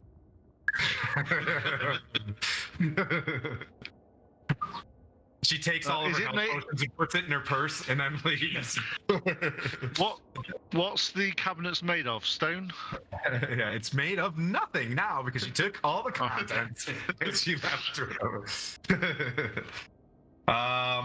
So you guys are sitting there. It's kind of weird. Imagine this room looks a lot like that Calypso's cabin from Pirates of the Caribbean, right? There's jars of weird stuff floating around, and you would want to explore, but that if you open this box, you're probably gonna feel guilty for even working with her. So plausibly, you're just maybe I don't want to. But her value is gore and gross stuff. So there's just a pile of dead dude off in the corner, and you guys are hanging out there. So you've got what could be a short rest if you needed one, so you can kind of hang out, you can pull shifts, but you guys just came off a rest. You drove not that far, so you guys are up and you're hanging out, so could do whatever. Brings up encounter. We want to do do it with shifts, and whoever's not guarding her little hut thing is taking a rest, maybe. I don't know. Actually, I guess we're all full up, right? Because didn't we just get a rest? Fiona is gonna cast prestidigitation, and I'm gonna make the room smell like eucalyptus Okay. instead of dead bodies. You can see her, she's spritzing with her hand, doing prestidigitation, and it smells like eucalyptus and dead body. Nice. you see something. This place is built like with like a hay thatch around it, and you just out of the corner of your eyes see what she was talking about as something shifts around the hut. I will mention this to the rest of the party and go, Okay. something around here, and then have a bit more pay attention to see if I can see what exactly has shifted around. And then eventually you hear like as the brambles start to shake outside, and you hear like you can hear, she's gone, she's gone, she's gone. Who's that? Who's that? They stuck up in me. Where's it Tom? Can I do a perception check? Yeah, sure. It's a 12. You're looking around outside and you see what looks like something's moving out during the like in the front entrance, and you kind of peer, and you and Connor both like look up and you see it's all attached to like the same thing, and you guys can roll for initiative as like the top of the hut rips off and you see a massive tree looking thing looking down to like start grabbing at who's up front? Valanthe up front. Nice. 25 to 20? Hang on, what was that? 25 to 20? Can you go higher than that, please? Yeah. All right, so 32. All right. 32.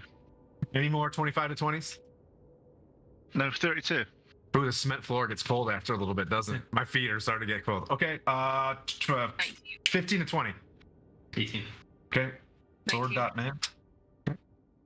Valanthe. Yep, she's 18. Val's there. 16. Epione. Oh wow, you guys did roll pretty dang good. 12, 19. Ooh. Okay, maybe I was wrong.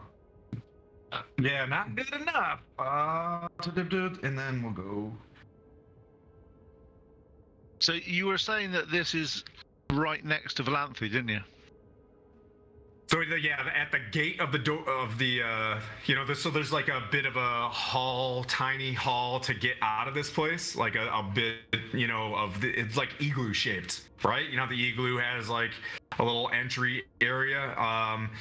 So you can see like that part gets ripped open, and you see this gigantic like tree next to you, and then you see Connor and you guys are all up on the table back there. Connor and Epione, you guys feel from behind you like ghostly hands coming out of the back of the hut itself.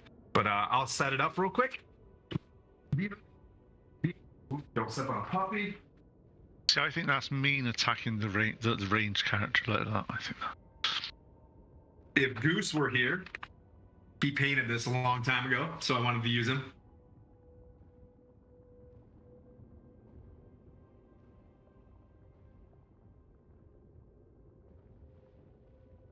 It's okay, Valanthe. We know that Tim's elfist. He is. He's very elfist. What a jerk. Elfist? Okay. Aw. It's okay, Tim. We still love you. Definitely not a banshee. 100% a banshee. So it's not all one big creature then. You can move around. Peace. In here. Well, she said it was a dangerous looking place. Can someone take a picture of that and send it to the Discord, please? Yeah. Thank you. Because then I can cry like the rest of you are looking. You're looking quite worried. So if we see it in Discord, then we can look worried. I'm fine. Yeah, I'm doing great, guys. Yeah. Here, we'll add a little bit more light to it. How about that? Wait, let's see if that helps because there's a little shadow back there. Ooh. Movie magic! We're getting better at stuff. Tim, Okay. I want you to know I've got football like in the background, so I promise I'm paying attention. But this is why I asked about the Super Bowl Sunday in our game. I got you. Yeah. Piece of cake. Bengals, man. Is it a Super I'm Bowl? totally at the fine moment, with you being distracted while I kill you. I'm you just. I'm all right I'm not with that distracted. Sorry, Connor. It's not that kind of football, and no, it's not Super Bowl yet. That's in 3 weeks. 3 weeks? Okay. I know it's football with a rugby ball and armor. That's all I know. It's egg ball. Connor, you see this hand reaching down to grab to snatch out Valanthe as you see through the walls ghostly visages of tall, they look like tallish elves, dryads. They look like the ghost of a dryad. The one that's the one that's attacking Valanthe, I basically go to town on. Okay. I'm using sharpshooter on all my attacks, just to let you know, so I don't have to tell you. 27 to hit. Oh, you're using your crossbow? All right. Yep. Yeah. So you let fly. I'm also rolling damage on D&D Beyond because I've got too many D6s otherwise. Tagging on life. Because he's next to Valanthe, I've got my sneak attack. Okay. And the first attack is 47 points of damage. Okie dokie. Should have made this a harder encounter. All right. So the first one just like right in its eyes. It's like reaching towards her. Yeah. Is it still alive? Yes. Yeah. It's a huge. Second attack. I'm not saying it's a treant, but it's a treant. Okay, that's fine. Second attack, 25 to hit. That's a hit, sir. Oh, got cold. 30 points of damage. Resistant. Okay. Still And going. then I'm using my dread amber. I'm using my dread amber, which means I get an additional attack on the first turn of combat. Does that count as like a spell slot? Please tell me you're selecting a slot. No, it's just an ability. That's 31. That hits. 7. That's 28 points of damage. Connor's like, F this guy and all his friends. Yeah. Leave my friend alone. This is what this is. Force bolt as you stitch him up all the way into his face, into his eye, and it's just like it's still trying to reach, but it looks pretty roughed up. That's fine. And for my 19, my bonus action attack. 24 to hit. That's a hit. Oh, full damage, nice. 31 points of damage. What was the third damage? The third attack's damage? Thing looks bad. 29. All of its sap is coming out of its body, but it's just like, Dryads, this is a bad idea. That was 140 damage in one round. Yeah, pretty legit. You wait till I get fighter level. That was 140 damage. I was a barbarian on a former lifetime. That was a lot of damage. That's a lot of damage. All right. Holy cow. Emotional damage. Nope. Actually, it's the treant. Gets one ditch shot at Valanthe, and it's just gonna, as the adrenaline's pumping and shock through its body as it's about to eat it, it is going to 2 slams. It's going to make 2 slams at you. Ooh, plus 10 to hit. Huzzah. The slams are just like being, it got hit so hard that it just falls over and slams. Yeah, it's basically it's just gonna spear you does a 23 hit and does a 21 hit as it just goes like, oh, boom. Did they both hit? Okay. I also am not sure my armor class is right after I leveled up the last time, but either way, I don't think it was going to change enough to influence the outcome of this. So this is bludgeoning damage, and it is 18 bludgeoning on the first fist, and 16 bludgeoning on the second fist. So what's that, 35? 2. Yeah, just 18 and 16, I put it in. Yep. crushes you, and it's just, you can see that it's like gassed and hovering on top of her with its eyes like closed, just dazed from that first those first hits from Connor. Dragonoff. You see these wispy looking creatures that look like a lot like the thing from Witcher. Okay. I've seen it before. Yeah. I'm gonna move to the closest one to me. Okay. Right here. Okay. Looks like I would say maybe like 10 feet movement. Okay. So your body, the circle below you is a 5 foot. Yep, 10 feet. Okay. Does a 11 hit? Negative. Well, You hit, and it's just like you weren't like focusing. Okay. It slashes through its like ghostly visage, and it didn't connect. okay. I am gonna go. Let's see. Ugh. My wig just moved over here, and it looked like a billion spiders. I was like, it's 25 hits.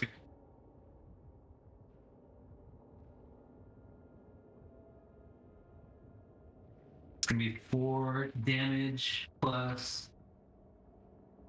I don't know. Are these things gonna be damaged by fire? Yep. Okay.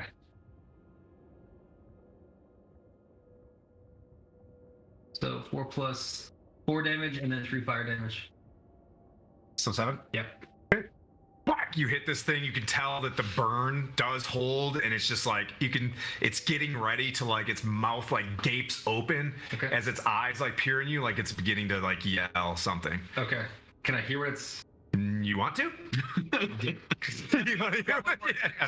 Yeah. Okay. Yeah. Do you want to hit? I want to hit. Okay. Yeah.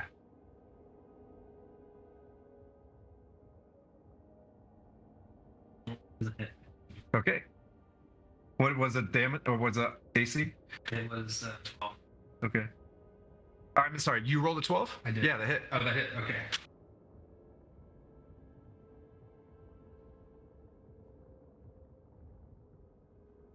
Okay. 2 plus. That's gonna be 4 slashing and 3.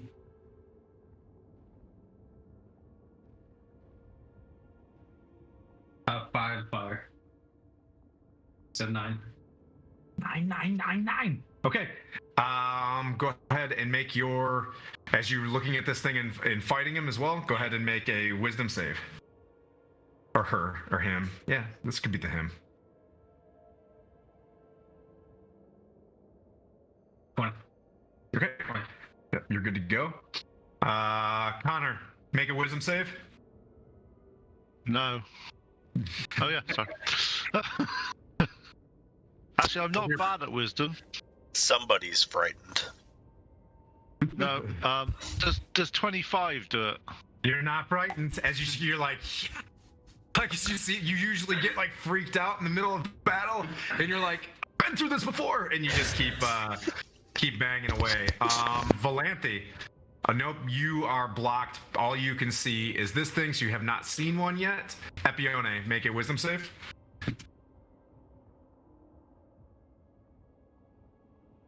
Yeah, you can put them wherever. I was just trying. There you go.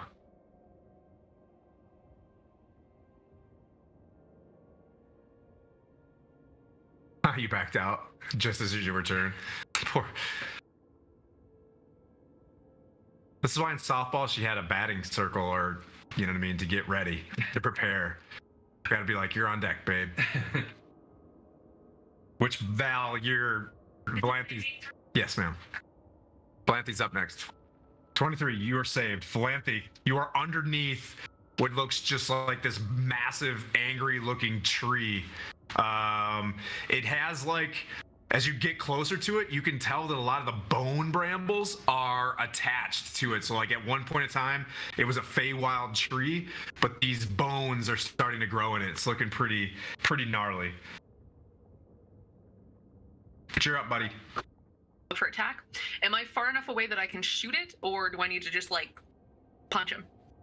Hey, you can shoot it. Yeah, it's fine. Totem.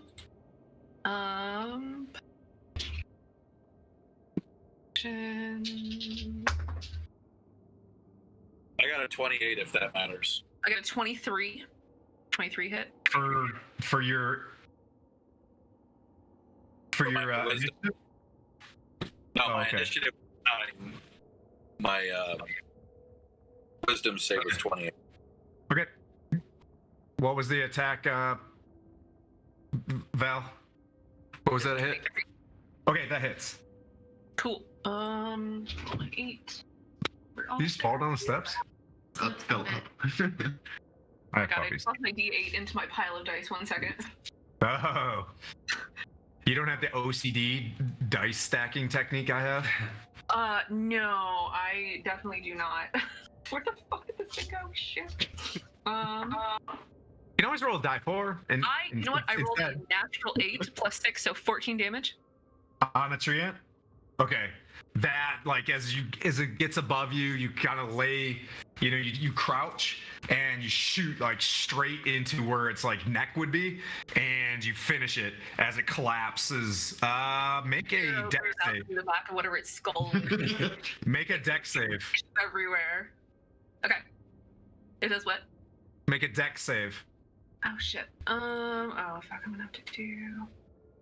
Boop. 13. Okay, you tumble out of the way, which takes away 5 of your movement, and you can continue fighting in the room with the rest of your attacks if you want to. Okay, I have one more attack. So what can I see now? Because I know there was stuff I couldn't see. Are you turning around? Yes. Make a wisdom save. Oh, you're rolling lots of saves in this one. Yeah, it was a bad day. The thing ripped open, slammed you. Was that the wisdom save? Sorry. 8. 8? Huzzah! Okay, so you were standing there like Say huzzah! I know I'm about to get my ass kicked. you're guarding this door. The top of the hut gets ripped open. You see this massive tree just like slam you twice, and then it falls. You barely dodge out of the way, shoot it in the neck to kill it, right? Then you turn around and you see these horrific looking Feywild dryads that are now banshees, and it's just too much. Like it was too much. You were ready for this thing and you're now frightened for at least a minute. You can make a saving throw at the end of the next turn. Let's see. Tim's favorite thing in the world is making elves get scared. I told you he's I'm an elfish. elfist. Yeah. Elfist. You bigot. I love you, Tim. Whoa! Epione with the net 20! Shit, Nice one, Apione. and it's the pink unicorn die. Roll them out from. If you can find the My Little Ponies Dungeons and Dragons tabletop, that's got a cool dice in it. Why do you guys always talk about stuff that I actually have at hand? We literally cleaned my daughter's room out this weekend, and I've literally met Your daughter's room, yeah? What's up, man? I'm not saying this one used to be mine 30 On years which ago, one? but just look on eBay soon.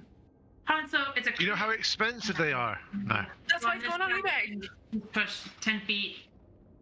Maybe 22. Yep, you push her into the bone brambles. Yeah.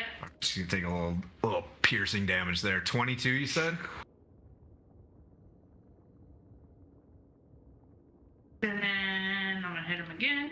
Okay, Or that's 24 to hit. that's a hit. And then.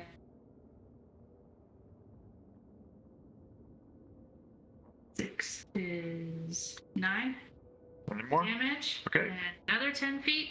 I don't know. Is It it? just keeps smashing against the wall, and I'll just do a little extra piercing damage as like it's hitting the bone brambles, which if you guys get pushed into it, you will also get scratched. And another. Sit. Nice. And 8 damage. Okay. And pushed again into the bush. Should have one more, correct? You get 4 blasts now? No. Negative. Okay. 22. 26 hit. Hit. And the 14 damage. Okay. So Epione, you see all of this.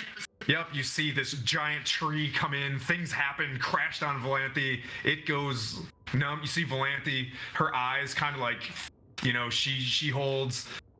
Connor's doing John Wick things next to you. You see the swordsman slicing into somebody, and then you see one getting next to you, and you just go like full celestial as your cape starts to like, widen out, and you just like boom, boom, boom, boom, like straight into this thing, and you see it like, and it like goes away, and you see what appears to be a beautiful Feywild dryad type creature as it just like, and then it just kind of falls as the banshee, it's like its banshee form like leaves it. So that one can be pulled off from this. You can pull that one off. No. Wink. All right, let's see. And Henry.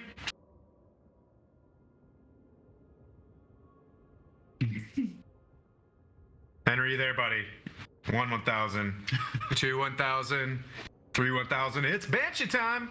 All right, so we're gonna go. I had to get a new iPad. Okay. You're up, buddy.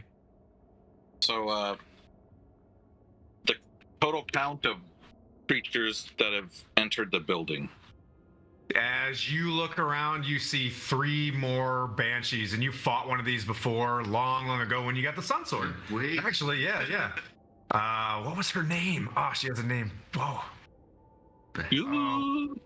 Anyway, so you see these 3. I'll go look it up for you.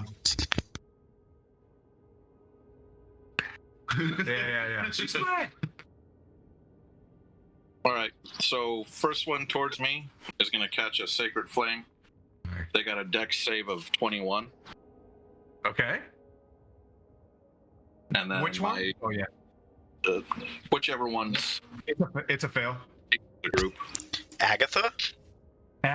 Yep. Good job. And that's 26 damage with the Sacred Flame. Ooh. Okay. Jeez.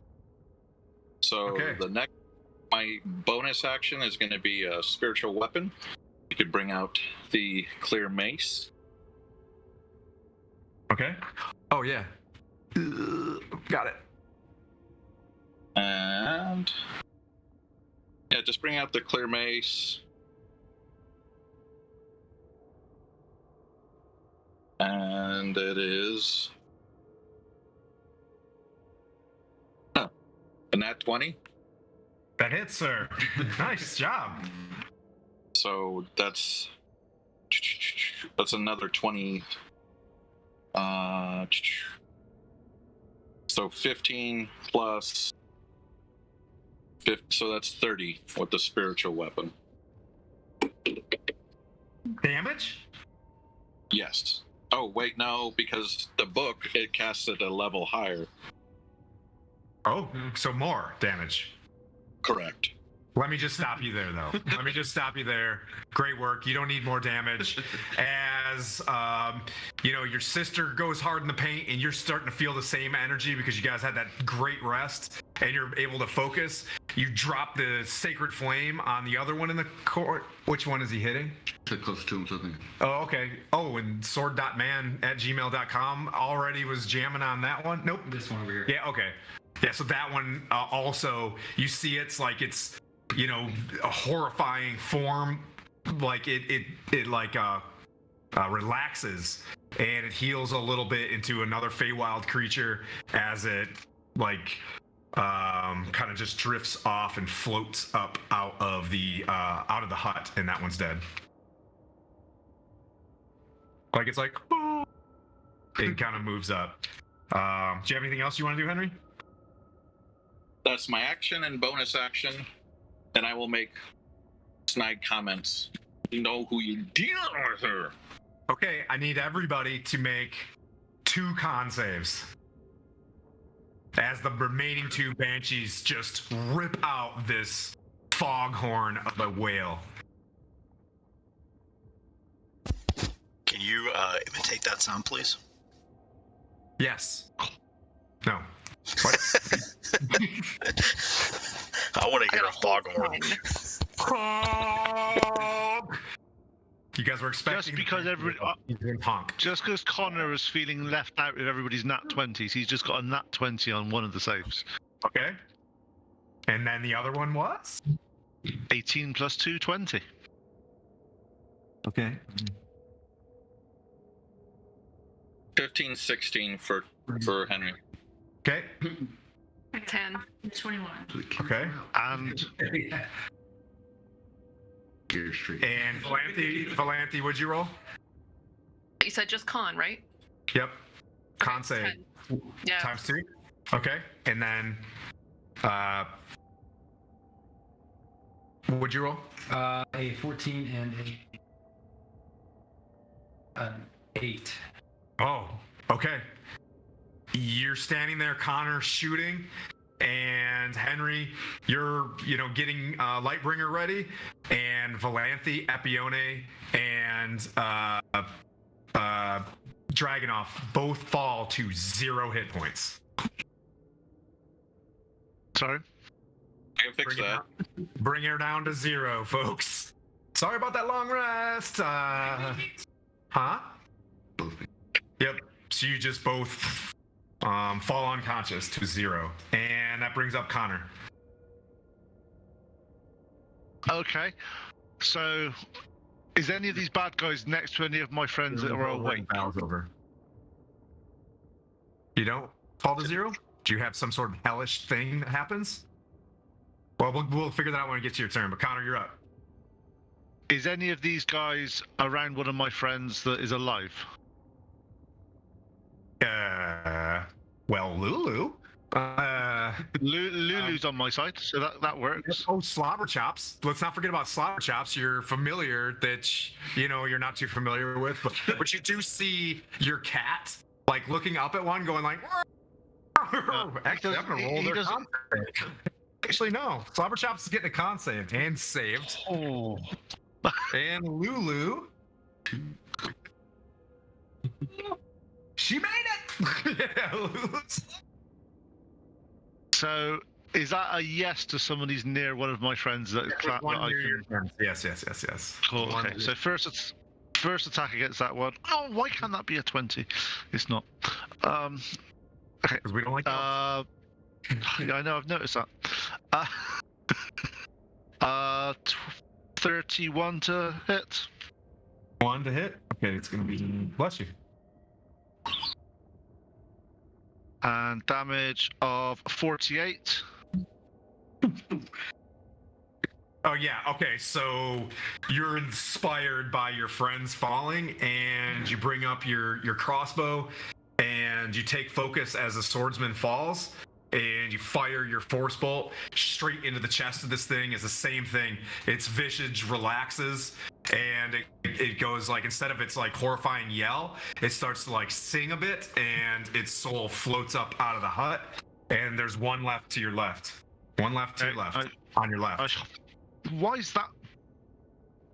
Nat 20. Nat 20?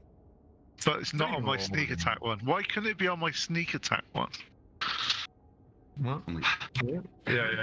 Oh, I only rolled 40 damage. That's 38. Okay. And then my bonus action attack 27 to hit. That's a hit. 6 plus, that's a 25 points damage. Okay. Yeah. So you're like pew pew as you hit the other one, and they both do the same thing, and the room falls quiet as down the hall you see you kind of like look, and you see that it's kind of clear. The tree end actually fell in a way where it's like legs are spread, where it looks like it maintains an entrance over the hut. So just actually the hut now looks cooler. But 3 of your friends are at 0 HP. Over to you, Henry. We're gonna fix that. So immediately I'll stabilize everybody. Okay. And then I will institute a prayer. It's been a while. Let us pray. Been a while. Since I've healed you. I always want to do something stupid like that. I'll be like, how many viewers? So, okay, dang it. So here's something I didn't realize in my traits. I believe I am now what's called a supreme healing. When I would normally use 1 dice or more to restore hit points with a spell, instead use the highest number possible for each die. Ooh. You don't have to roll. Yeah, Yeah. nice. What? That's awesome. That is an That's amazing cool. ability. So, Because you're Path of the Light, aren't you? You're Light Domain? Good choices. Yeah. Yeah. That's the super meta cleric. That's good. all right, so No, that's Twilight, if you want to be a really evil one. Yeah, true. So that's 51 back for everybody who fell or took damage. Okay. 51. Okay. Actually, I think Valanthi's higher than she was with that one. No, I would have been 60. Oh, okay. All right. But that's really dropping straight to 0 hit points. That's just brutal. Yeah, Yeah, those banshees. straight to 0. Shit. Or banshees will get you. Yeah, especially Is when that, there's several of them. Is that the classic? Go directly to 0. If you pass go, do not collect £200. Yes. Just go straight to On a 0. failure, creature drops to 0. That's it. 16. Unless you're a construct, which is weird. It makes it all of the creatures within 30 feet. This will has no effect on constructs and undead. All of the creatures within 30 feet of her that can hear her must make a DC 13 Constitution save. On a failure, a creature drops to 0. On a success, takes damage. Oh, That's brutal. on a success. I'm sorry. You. So Connor and Was it who less than Connor and 51? Henry, you Was it- actually took. Hang on. Was it less than 51? Yeah. Yes. We don't matter. It doesn't matter then. Oh, because you capped out. Okay. Same Yeah, with Henry. He capped himself out. Yeah. Okay. All right. Thank you, Assistant DM. Okay. Yeah. So you did take some damage from that whale, and you're scarred. There's emotional damage that can't be quantified in this. In this realm, but it goes quiet. You guys wait like a moment. You guys are healing yourselves a little bit and patching up. Actually, you can take, if you want to, you can take a short rest. If you're going to take, I will say it'll take another couple hours for her to get her level 3 bath to return. I'm definitely gonna do that. Okay. Valantha, you can take a short rest if you'd like. I'll stay on guard. I'm fine. Okay. Anybody want to move? I'm gonna give everybody back rubs because that's what I do as the healer. Valantha, what's your level? I'm 15. And you are 16? 16. Okay. Valanthe will achieve her last gimme, 15, 16. Okay. You both level up. Valanthe and Swordsman on this one will level up on this short rest while we're doing stuff. So when we adjust to the next one, to the next thing, you guys can work on that however you wish, and then talk to the party of what spells you want. So that being said, you guys take a short rest, and you guys can see down the hallway. Connor, you see the beautiful, not so smelly Red Ruth returning back to the hut. As she's on her way back, I sort of say, "Do you like our additions to your home?" She's like, "Ain't nobody don't pass me. I'm just so fresh and so clean."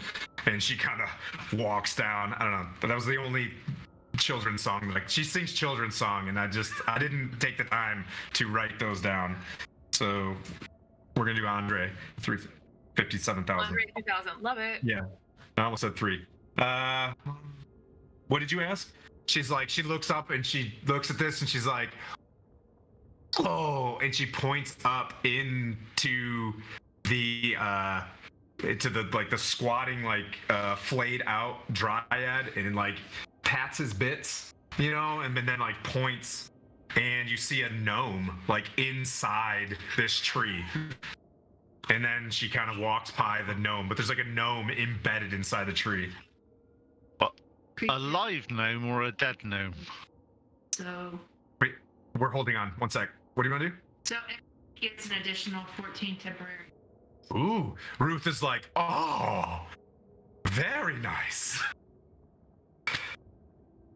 What was that, about temporary hit points? 14 temp hit points. What, everybody? We shorter long rest. I just keep on forgetting. Up to 5 creatures. Nice.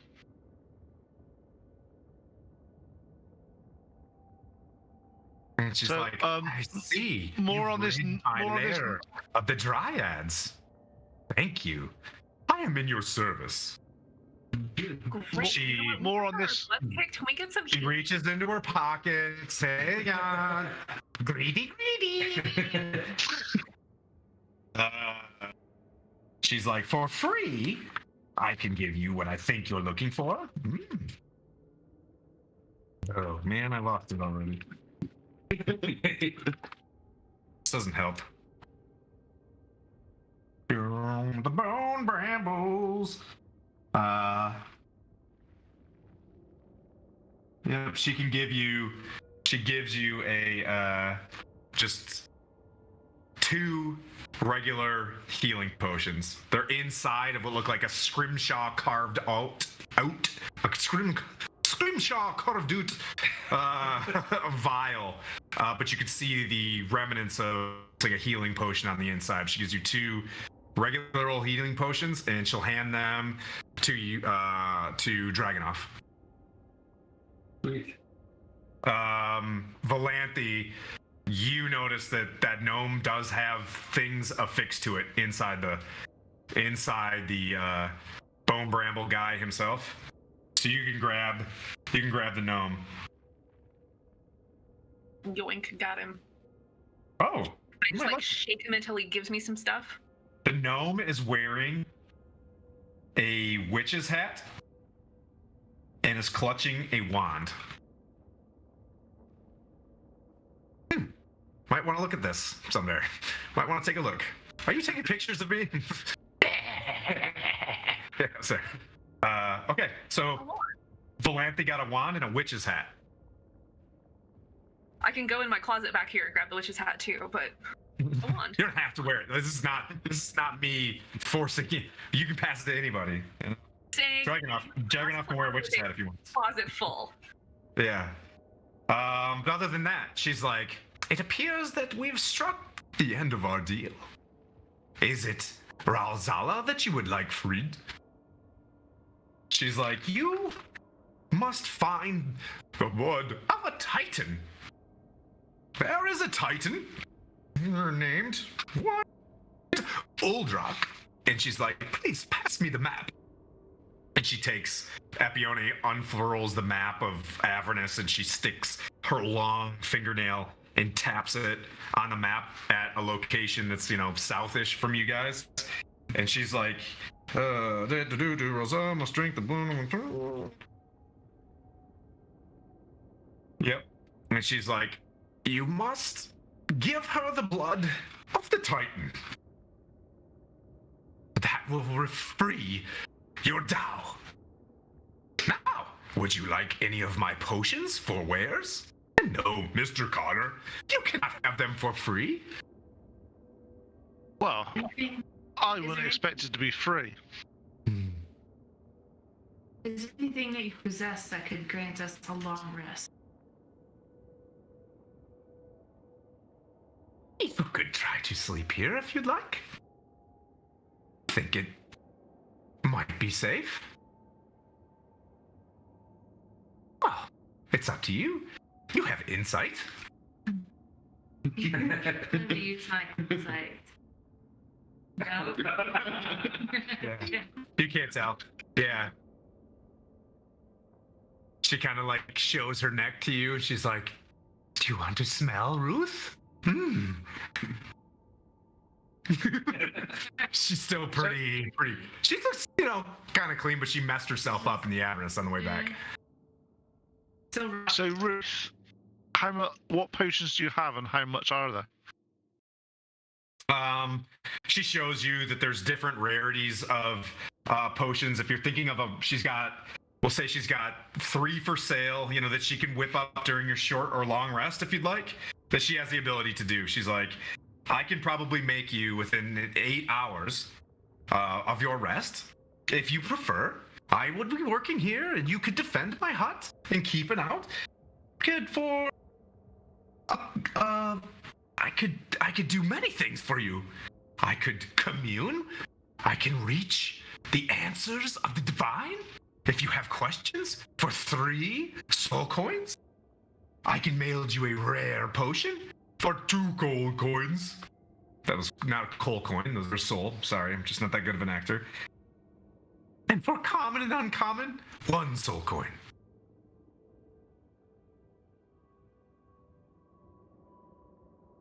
So just going to talk to the rest of the party in a minute. So how are we looking for healing potions amongst us? I just got 2. Do you guys think we could maybe long rest in here? So you get the idea. Does anybody know what a commune spell is? Like you can literally ask the question, right? So if you ask that one, like she can reach out. She could do 1 commune spell over 8 hours to commune. And then, but with that, she would only be able to make like 1 rare potion, which would be like a greater health potion, right? She explains that a little bit to you. But if you wanted to make up to 2 or 3 greater health potions, she will need that full 8 hours. So you can commune, right? You guys are investigating. You're investigators. And then you could. I'm not even like. She has the ability to answer some, you know what I mean, some like legit questions, or you can invest in health potions. So, like, if I said, hey, we are trying to find our friends, they fell through a portal and we don't know where they are, could you help us locate them? Would that be a thing she could tell us? Let me see. I think so. I envision this like Pee-wee's Playhouse, where there's a head in a TV set. 2 seconds, sorry. You contact your deity or a divine proxy and ask up to 3 questions that can be answered with a yes or no. You must ask so you can ask 3 yes or no questions. Divine beings. But it's a lot of up to the DM. This is a very DM-ish thing. Just so.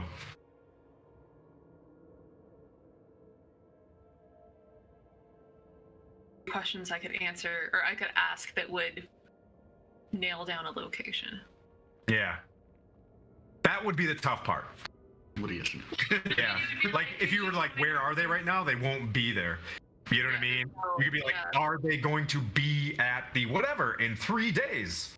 No. Or yes. Oh, crap. You know, like.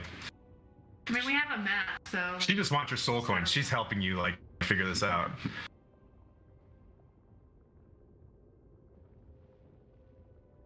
TikTok.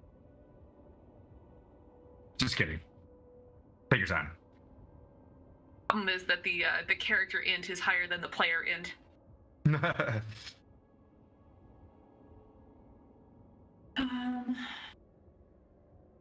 She's like, in the meantime, she starts brewing a 1 greater health potion. Yeah. Okay, so I'm saying this to the other players. So if I can ask 3 questions, the first question I'm asking is in regards to our 2 missing friends, Kygon and Manu. Are they in the Avernus right now? Okay. So that establishes location and a temporal aspect to it. Oh fuck! What do I want to ask next?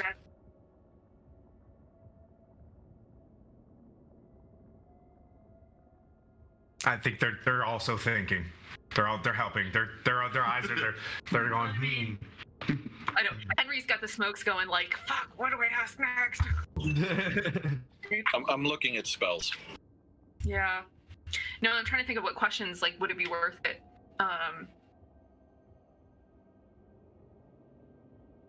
I'm doing like the whole Boolean if then.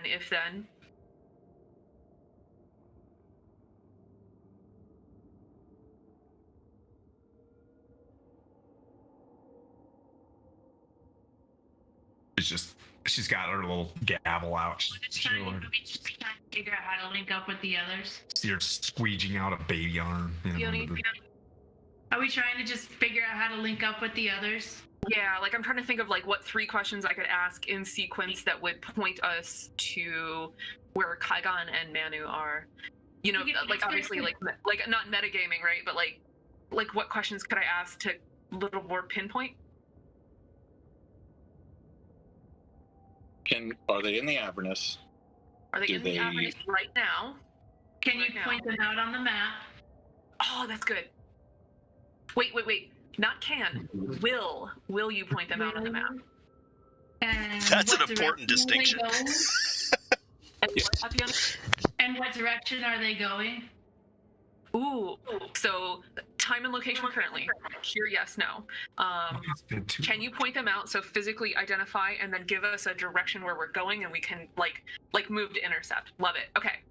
Do we want to ask those 3 questions? Yeah. I'm trying to think. You guys have been in Avernus longer because you guys have taken a lot longer rests, haven't you? Yeah. You're a little bit ahead of them. Okay. I'm just trying to, in this moment, where they're at. Okay. So what are the 3 questions? Okay. You know, she wakes you up and she's got this like. And we're taking a long rest, right? Sure. To achieve. There's a skull that's kind of big that's upside down. You see the bony, you know, where the skull connects in other places. You see it's cracked. She starts pouring different ichors and things like there, and she takes like some fingernail that she was, you know, gaveling, and then she just pours it into the place, and she's like, she kind of leans back and she's like, state your questions. Okay. Red, our friends Kygon and Manu, are they currently in the Avernus?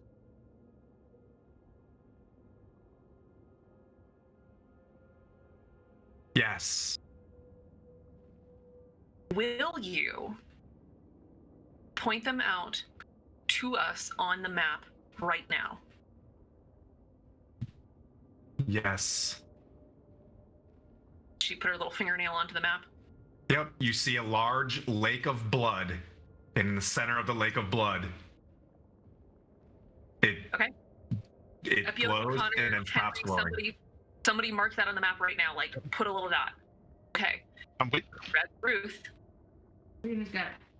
will you please mark the direction of their travel? Well, Red Ruth? Oh. Yeah. Okay. Yes. That was the question, right, Apione? Yep. She says yes. Okay. Give us like a head. She will when she comes out of the trance. She'll be able to. So Red Ruth sees it. Yep. Okay. Commune. She's like, the commune stops. She goes over to the map. She takes the where the red lake is. She points like on the map to the northwest, towards where you see a gigantic canyon with somewhat black sludge in it. I think we know where we would like to move to next if we want to find our friends, or at least a decent idea of where to kind of funnel to. Obviously, we need to go back and, what was it? We were looking at that iron sphere, but after that, like, we kind of know at least where they're headed right now. That's good. We have to go find Belle. That's our main mission right now. That's what we have to go do. So hopefully it's on the way, but we have to free Rosala first so we can go see Belle, because that's a big mission there. Okay, but we at least have clarified that our friends, when they got pulled through into who knows what, that who knows what is right here in the Avernus with us. I was having trouble with the are they on the plane of existence spell, because one of them was inside Mordenkainen's mansion and one of them wasn't. So I was like, technically speaking, yes, one of them was in the Avernus. Yeah, I wanted to say no. And just like, I was like, man, I don't know. Damn. Yeah, I was like, yeah. Question for us on this one. Roughly 10 to 12 hours ago, they were in That's where you guys have slept longer than they have. Yeah, so you guys have, you guys are almost like 8 hours ahead of them, I think, now at this point. Quick question on this one is, where she showed us on the map, do we recognize, have we been there? Do we know what that is? Nope. No. Okay. Nope. She just points to what it appears to be. There are large black-looking lakes on the map, and there's a red one, and it's got like a tower on it, and it glowed. Oh my god! They're moving in the direction. My player int matched my character int. They're moving in the direction of Erm, or they're Moving in. She points in the direction of, like, there's a river that stems out of this thing, and I can show you. They're like, it's kind of following towards. She just points towards this pit that they were going in that direction. She points all the way out to an obelisk that's way out on the edge of the map. Like, they were going that way. Because, like, the divine intervention knew what their the next point was, so they pointed out there. You know what? But at least if we're 8 hours ahead of them, if we like kind of move to intercept, if nothing else, like asking about, hey, is there a giant turtle guy running around somewhere? Have you seen him? I feel like. So if you didn't notice, I was kind of hinting at the fact that you guys are disturbing the earth, and when you disturbed Harmon's Hill, it's starting to. The avalanche is coming, right? The pit fiend is there, like, investigating what just happened in Harmon's Hill. So your path is getting narrower, as if you start traveling backwards through stuff, you're probably going to start running into Zariel's, you know what I mean? Like, she's starting to be like getting reports that there are level 16 creatures running around the Avernus, and she is none too chill with sharing. Mm-hmm. We're gonna achieve a long rest here in the Bone Brambles. Okay. Yep. Get our potions from. You wake up from your long rests, and being where you're at, depression is definitely settling in. Like, you guys are, you see your long rest. It's not an exhaustion point, but you are now feeling very selfish. Yo, Henry, where's that holy water? Okay, you want to dabble it? Okay, yep, same thing. And now this is confirmation that if you're going to take a rest, it's going to have to come with some good juice with it, or else you're going to start. I don't know. Alignment is kind of fickle in Dungeons and Dragons now, so like your alignment's shifting, meaning that I'll say that inspiration in the Avernus comes from doing bad things. So, for example, like if you guys make a bad choice. Like, do something that's overtly evil here, you'd probably gain inspiration. So, take a long rest. Got our stuff. Okay. Food on. So we get. She describes to you. You can see on the map what looks like a giant helmet and a sword. The map's over there, and it literally says it on it. You can look at it. It's up by. Nope, sorry, here. That's Baldur's Gate. Sweet. That map there. In the south, there is a place that looks like a giant helmet and a sword, and she says that that's Uldrox down in the bottom somewhere. I think there. She points you to here. That's the lake of blood that she was pointing at. And then right there, so you guys are in the Bone Brambles. She's like, yeah, you have to follow the lake of fire. Directly across the lake of fire is Uldrox's grave. Great. You have to go get what there again? The blood of a titan. To the demon zapper to free. Yep. You grab some of Uldrox's blood, specifically. Thank you, map guy. Okay, you guys achieving your long rest, and then you guys wanna. Are you planning on mounting up and moving? Yeah. Okay. 5 minutes, and then we're back to the Barbies. What's up? On that note, just obviously we're going to head towards the completion of the quest. However, where the guys are, is it actually en route, or is it a completely different opposite direction? No, complete opposite direction. Okay. Totally different ends of the map. The problem we got is but it's close. Yeah, the problem I have is we have knowledge at the moment that we know where they are and where they're going. That's cost us some time to do that. If we don't go and find them sooner rather than later, I know that delays our main quest, but they may go somewhere else, and then we'll have no knowledge of where they've gone without going through this again. True, but remember, like we didn't even know that they were in the Avernus. We just knew that they got snatched, right? So we've narrowed it at, like, it's narrowed down more than it was. So I don't know if it's worth it.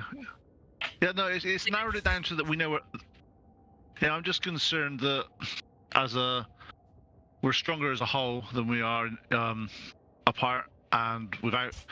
They could be struggling. They could be captive. They could be. We didn't ask. Obviously, Connor misses his meat shields, is what it is. Yeah. Once we start talking with Kygon and Manu, their knowledge as to our knowledge, and as the what 5, 6, 7 of us, it's not just like we have the meat shields, but like we have any information the meat shields have also gathered to like piece puzzle parts together. Because at this point, you see, we don't know anything about their situation at all. They could be hanging at that tree, as far as we're concerned. They've been caught by the knights, and they're absolutely getting sort of tortured to death. We don't know. Funny thing is, we don't either. No, I'm kidding, Tim. I'm kidding.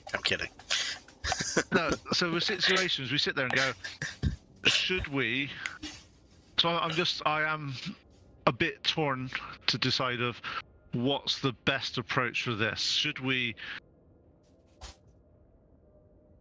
We've got actionable intel at the moment. Henry, I'm like looking at your shoulder. What do you think? I'm with Connor. We don't know what their situation is, and this is kind of a tear, right? Do we go guns blazing, or but I'm inclined to agree we're better as a whole, and I do miss the meat shield. So we know that oh God help me, what was her name? Rosala. You got Connor, we know subtract where 5 Rosala is. soul We know coins. how to get back to her. We have a general location and direction of where our friends are. We can go that way. We can always come back to Rosala because that's a known quantity. She's stuck there until we come back and relieve her, essentially. Whereas our friends, it's unknown. And Rosala and the iron whatever sphere is kind of the next step for us. Knowing that that is a fixed point and direction. I think I'm with you, Connor. Actually, let's go find our friends, regroup, get their information, get their knowledge, bring it back together, and decide is Rosala and the Iron Sphere the best next step, or is there something else that they know that might be more useful? And either we bring them with us, or we say, "Hey, meat shields, run off and scamper off and go get your thing," and we go back to Rosala. But either way, we will make better and more informed decisions with the whole of our party, and we will be better off with the whole of our party able to bring all of their hit points and I'm just I get that obviously the main quest is that I know we got to do it as fast as we possibly can. Fine with you is if that orb's not going anywhere, there's no in 6 hours it's going to vanish, we must do that first. And I'm just concerned that if we miss this opportunity to be able to reunite with our friends, it may be a long way away. Yeah, Kai up. Yep. Just take Kai up. Henry, are you with us? Go find your friends. We got to convince Epione yet. Epione's as well. Epione, I know you need to go get Epi, but are you with us? Here. Yeah. She's here. She has no idea what you're talking about. Too long didn't read. Let's go find our friends and kick some ass. You with us? Oh, you guys are going in the opposite. You guys are heading. Okay. All right. What we're thinking is we know which way our friends are heading. That's time-sensitive action. The going towards the orb. The orb's not going anywhere. The orb is there. We know where that is. That's a set time. So we need to sort of leverage the information we've currently got, which is Did you say that know. there was a timeline that you were going to drop those imps to give you information on the rest of the party as well? You said you were going to meet the imps somewhere, right? No, you just said that when we get to the steps of Baal, we can call upon her and that's if we haven't found our guys by that point. Very well. Okay. Okay. Well, I think we're in an accord. So, Wow, this is your guys' first homebrewing of this scenario. There's the path of the devils, there's the path of the demons, and there's the path of the... The path of the barbarians. Yeah. Yes, you guys are you're in the Bone Brambles. They said that they were at heading to the Pit of Shumoth at that time period. Yeah. 108 miles to the Pit of Shumoth. It's dark and we're wearing sunglasses. Yeah. You're heading towards the Pit of Shumoth. Let's do it. All right. Or are they? Yeah. Ooh. Okay. You guys hop in. We're gonna find you. Epione's playing now. Me either. Yeah. What we're doing, guys? We're going way up. Dungeons and Dragons is happening. We have to go down and get this blood, and then we can head back up because the demon zapper is on the way to the Pit of Shumrath. Doesn't make any sense to go up there without the blood. I'm sorry. So how far out of our way is it? In the middle. Sorry, I couldn't hear you. Sorry. The demon zapper's in the middle between Urdok's grave, which is where we have to get the blood, and the Pit of Shumrath. You can raise the map if you want and put it on Twitch, Manu. I know you're like listening heavily to this, and you're just like, it was in the Dungeon Master vault. Yeah, I had to think about something for a second to. He's doing it. He's bringing it up, hon. No, it takes a second. All the pieces people need is in the map section of Discord. This is where they are. You're not on them. Yeah. I do not have that. Okay, don't worry about it. Yep. They're working through it. I can see the map, but I don't know which bits are what. That's the problem. This is where they are. That's where they are, she says. Just talking.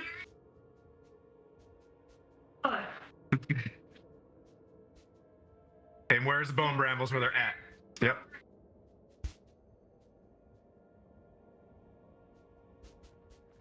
Go down and then we can go up. How far out of our way? She's saying you guys are fairly close to Uldrak's grave.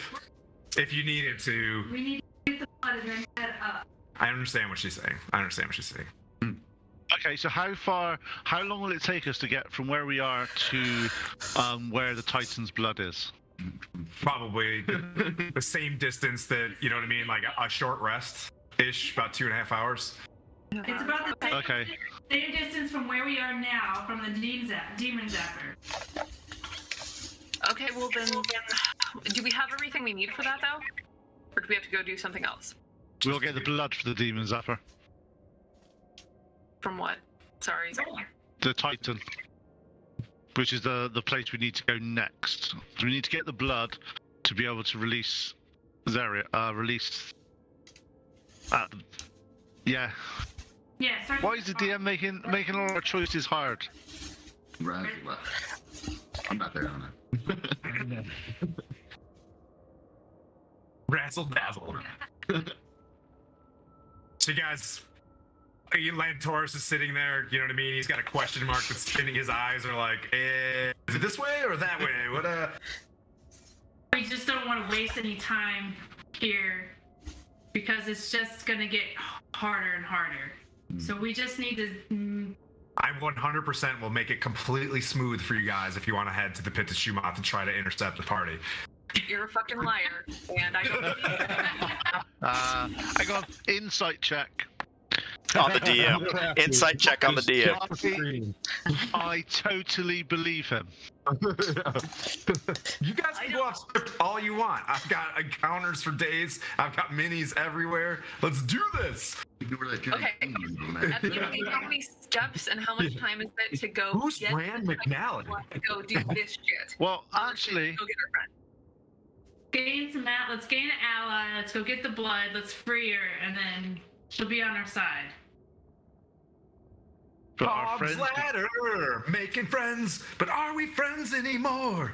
But then when we work through conflict, we become better friends. Beedle-a-doo. Clip that. Noodle. What? Because if you did, I'm gonna kill you. Did anybody understand anything he just did then? Yes, I did, and that's the really, really sad part. Screw you, Chenault Sir. I can help you. I can give you a coin. Red Ruth's like, would you like to flip on it? She's got extra soul coins, you know. She's just like, ooh, delicious. I mean, I could What do roll you a know dice about- on it. I mean, What do you could know roll about it? Down to Uldrak? Aldra. Specifically, what do you mean? Like, what do I know about it? It's got next to a huge lake of fire. It's next to a huge lake of fire. Yes. Is there any creatures that patrol or control the area? If you move quickly, there's always a chance that someone could intercept you anywhere. Unless you are a great red hag going to get a bath. Special gas that will make our travels move faster. It's like in this she fucking job? she extends her finger. She's like, pull my finger. That is not the job of a holy man. She pulls her own. Forget all of my royal upbringing. I pull the finger. She's like, go, please go, please go. She hands you one greater health potion. We have a vial to collect the blood. Yeah, she grabs. Who's on that note? Who's taking the greater health potion? Who needs the greater? She hands it to Val. She hands it to Val. She was the first person going, give me. Yeah. Val's got the hat and the stick. And then you got 2 regulars. Okay. Wow, pretty lucrative little thing. No, it's not. I got nothing. It's not lucrative. Okay, so which way are you guys going? Left or right? I don't know. More around. Do you want to head to Aldrax? Yeah. Do you want to go? I'm sorry. Just the bottom line. Are you going to Aldrax? Or are you going to the pit or Aldrax? Well, as I said, I think if we've, I want my friends back, but as we've got to get to the pit anyway, it does make sense we go somewhere first, then go to the pit if they're on the way to the pit anyway. Yeah. We'll go down and then up. Yeah, and the giant turtle is probably easy to find. That's fun. He's always inconspicuous. Is our Okay, well, we'll giant pick it up turtle. there. We're gonna take a 3-minute break, and then we'll set up for the barbarians. I love it. We'll be back in 3. Ready, fight, go.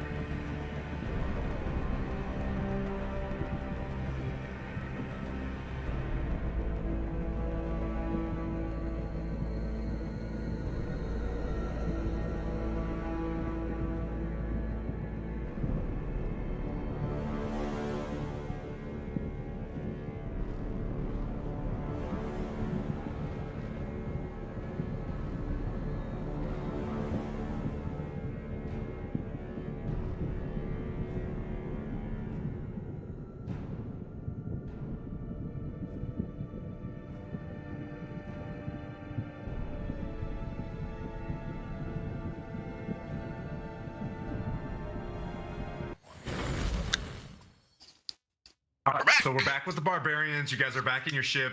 You climb up the little caving ladder, and you start heading back. You pick your path, roughly the same direction, where you go around. I'm assuming, do you want to? You know where you would meet Haruman's Hill. Do you want to stay to the north of it and then come back around? Or? Real quick, your camera. Okay, your camera's back. You're doing this. Your camera was stuck doing this. Oh, was it? Yeah. Yeah. The NPC is broken. Lag. Yeah, we are. We have no idea. Like, we don't have a map, so we're just. I'm gonna get back in the boat. You're following off from landmarks and what Crickendolt. Yeah, so I'm gonna go Crickendolt. We need to go to the pit of Shumoth. That's where we need to go. Where is that? That's where we just came from, isn't it? Yeah, exactly. So he's just going to take you right back the same direction. And he's basically like, yeah, he can. So we're going back to the same spot. Okay, I thought the. Yeah, that's where the spawning trees were. Yep. No. No. The stones, the ring of stones, was in the same place as the pit of Shumoth. Is that correct? You have to cross the pit of Shumoth on that bridge to get to the obelisk. Oh, yeah. Oh, okay. So, okay. But that was the pit of Shumoth, so you just have to go to the pit at that spot, then follow the pit to where it meets the river Styx and dam it. Gotcha. Okay. So yeah, we'll maintain the most advantageous route possible for us. Yep. So you follow it along.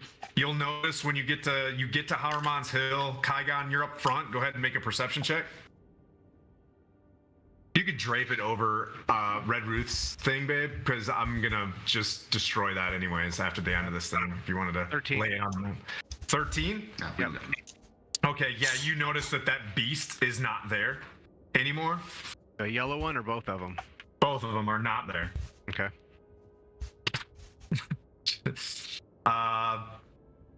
And you continue to go past the wasp's nest, and if you want to go where it meets, Crickendolt asks to just follow the river, and it'll meet the pit of Shumoth, or you can cross Avernus and get to where the bridge was. I think it makes sense for us to follow the river to where we're going to dam it anyways. That makes the most sense.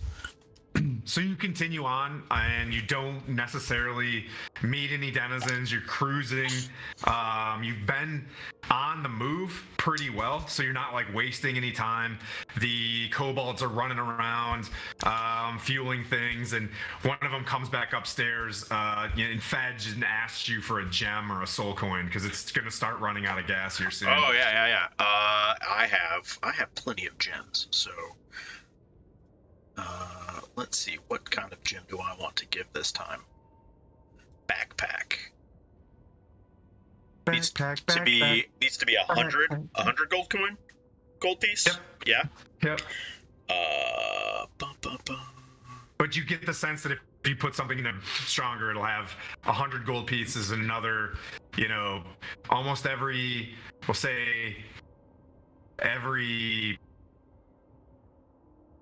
short rest of travel is about 100 gold pieces.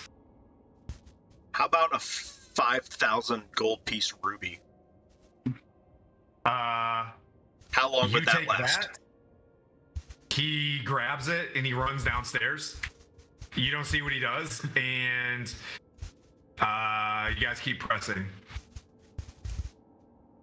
You notice, but anyways, keep driving. You can hear him giggling and snickering and dancing downstairs, but he's using it for something. But you're just driving, right? Yeah, I'm driving. I go, how long will this last? And he's just like, Fedge, put in other slot. We could go up. Oh. He's just like looking at it, like. I pull out another one. He runs downstairs. Yeah, he runs downstairs and starts banging away at stuff. So I have 3 of those. So there's 3 spots for 3 gems. One of the gems that was driving you was broken. It's like it's a gem that's got like an opening in it that's like a bit of like a furnace, right? You put something in there and it makes this thing drive.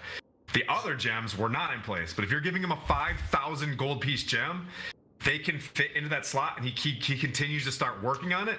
And you notice where you can only climb 10 feet, it instantly can go to 15 feet. Nice. But he's going to keep working on it, and he wants Lib to help him. Gotcha. So I've got three 5,000 gold piece gems. Okay. Rubies. So if yeah, he's just like yes, yes. Here. Yeah. So he takes those downstairs and. With your mending spell and stuff like that, and if you want to, like, mirror and hold this heading, you know what I mean? Like, absolutely. I think unless you want Kygon to steer. I mean, no, we tried that once. He's pretty good at it. We tried that once. He's just looking around like. That's funny. What are the gems for my memory? What kind are they? They're ruby. Rubies. All three of them. All three of them are rubies. Dang, you guys got some serious loot in 3 years. It's been almost 4 years of campaigning. No, that was from Tiamat. Oh, really? Yeah, that was all Tiamat loot. Oh, well, they definitely love it. Like, the kobolds are down there. It's got a little stamp on the side that has a 5-headed dragon, so they're super stoked about your Yellowstone dice. But you keep moving. You eventually get. You're winding along the river, and what I'll say is every once in a while you see a barge coming down the river, and I'm just gonna assume you steer off to the left. Absolutely. Let the barge go by. Okay, and then you come back in. So you're aware that there are a lot of denizens, and every once in a while you see objects to your left, like you'll see, vehicles driving, and you want to inch to the right, get closer, snuggle up to the sticks. See vehicles? Yeah, so just because we came from the sticks, we know we came from everything that was going on there and seeing and see. So I'm going to steer things as best as possible to avoid what we can. If anything obviously looks like it's going to be aggressive towards us, we will act in kind. But we are going to try to. We're on a mission to get. We're not here to fight the demons and the fiends. We're here to go do the other things. Yep. So you dodge things. You see a line of vehicles, and you kind of avoid those line of vehicles, and then you pass by. Oh man, you guys just missed them. Anyways, you guys press. And Kygon, you see a deep rift slashes across the surface of the Avernus. For as far as the eye can see, the canyon is over a mile deep and filled with a lake of green slime that undulates as though breathing from a nearby cliff. A tributary of the river Styx cascades down into the slime. Dangling from a bent iron crane that leans out over the chasm is an iron cage view map containing a hairless, green-skinned humanoid wearing shackles on its ankles. The crane lowers the cage by a chain. The crane lowers the cage by a chain into the slime, immersing the creature in the goo for a minute before hoisting it back out. The dunking continues again and again. The trapped creature seems helpless to stop it. The imp points at where to dam this river, but like it's right where the tributary is that spills into. Where the stick, there's like a creek that comes off the sticks and pours into this thing. And he points where if he uses these, these shatter sticks or whatever, he can put them in and blow this thing up. Otherwise, do I notice this thing?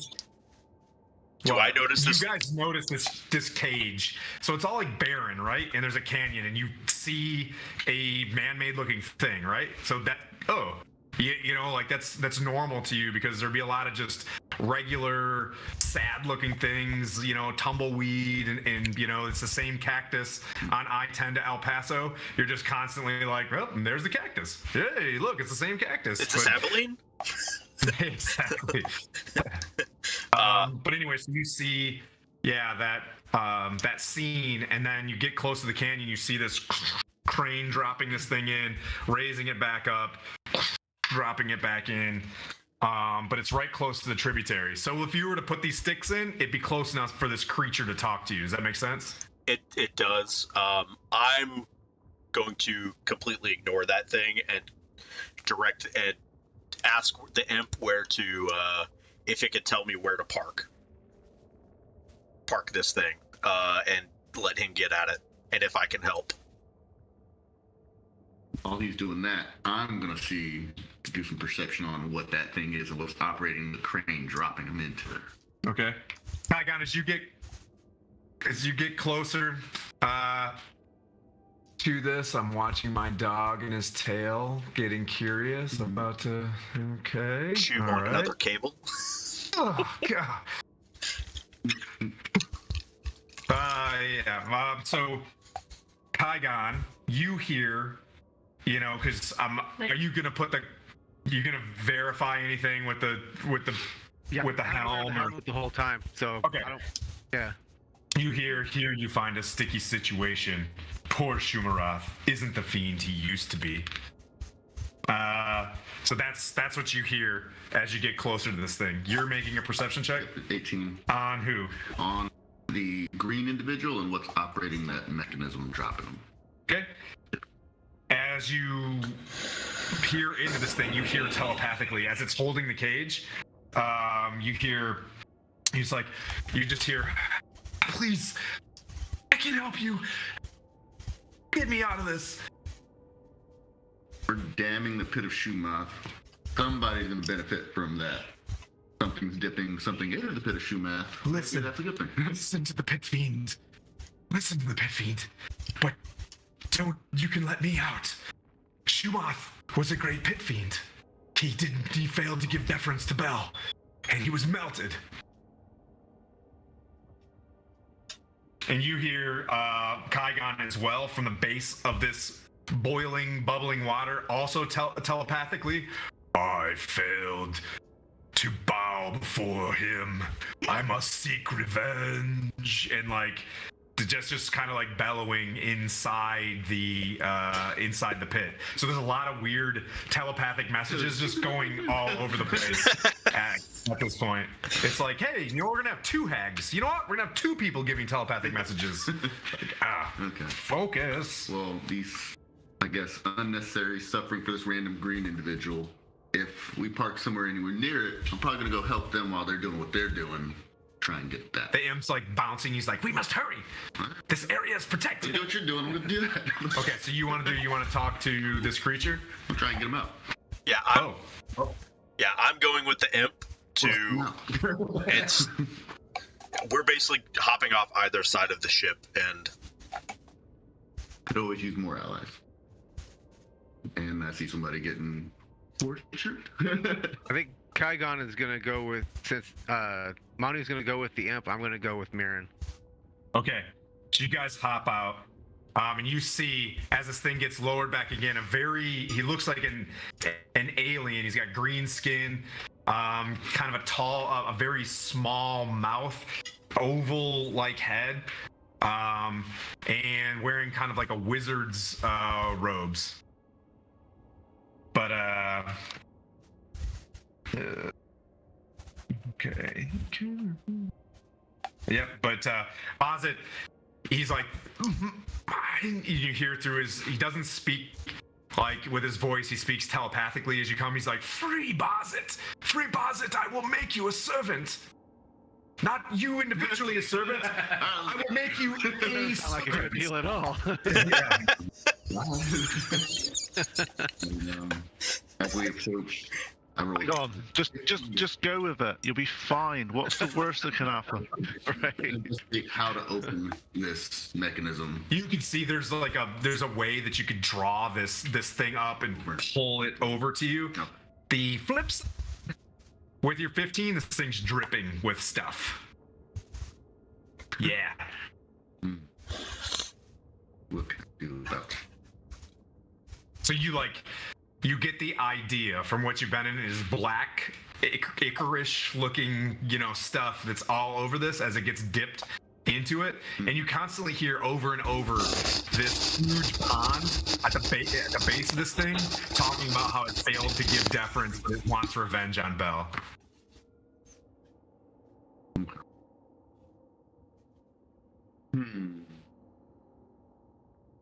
Did we already get that boon? You'd have to complete the task. I guess we didn't get the boon yet.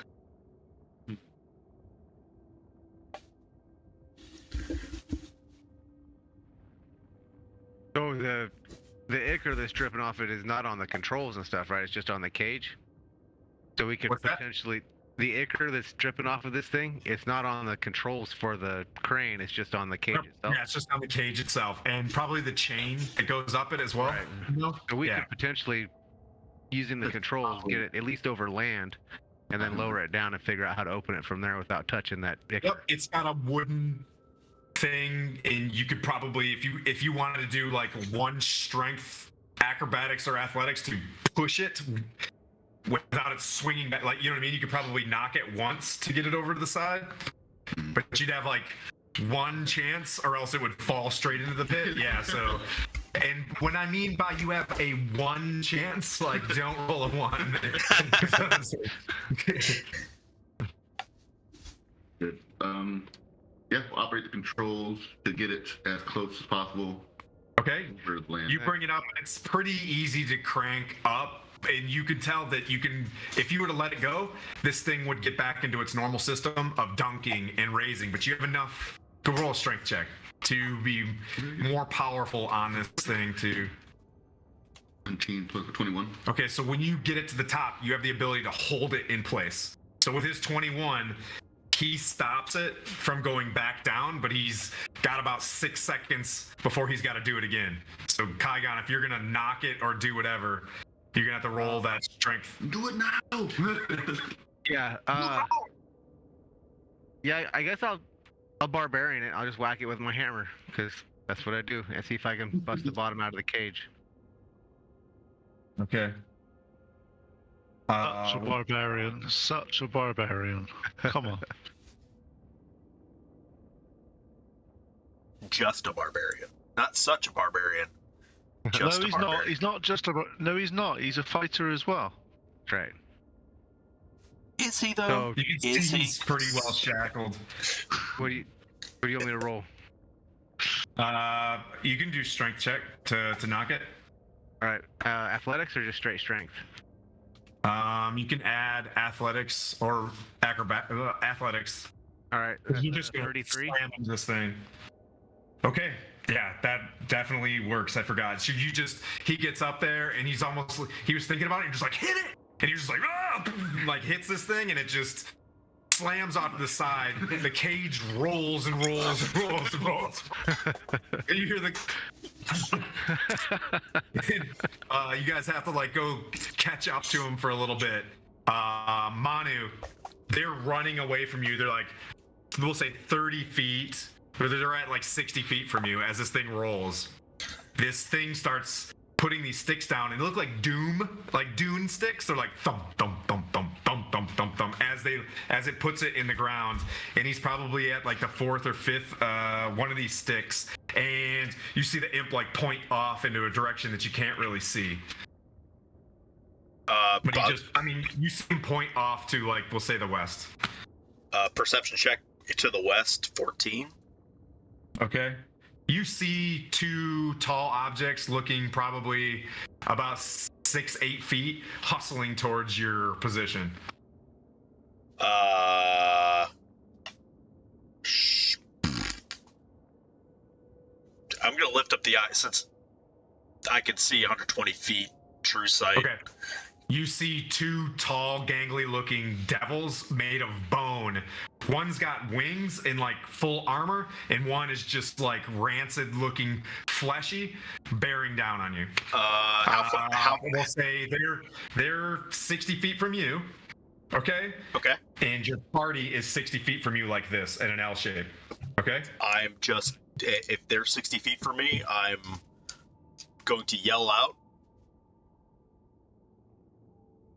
Bone things. I'm just gonna yell out, something's coming here, and I'm gonna unleash Eldritch Blast on them.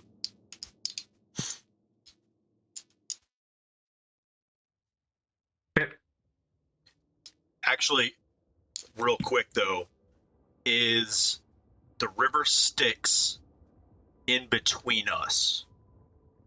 Is the river Styx? No, it's on your side of the river. It's on our side of the river. Okay, gotcha.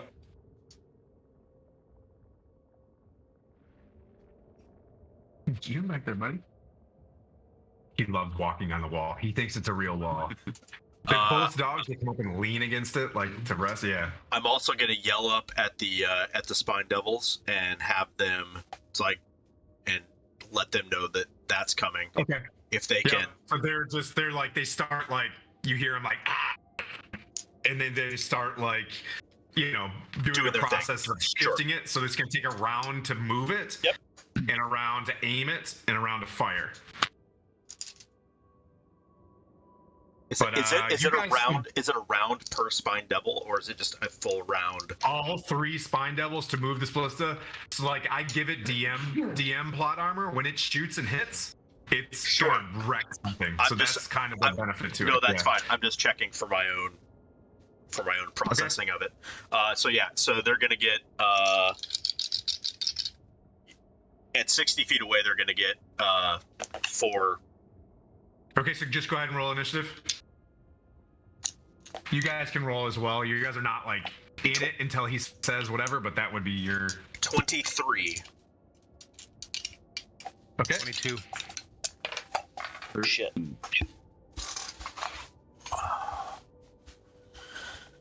Okay. All right, Manu, you get jump. Okay. So we've got the lowest is going to be 19. Okay.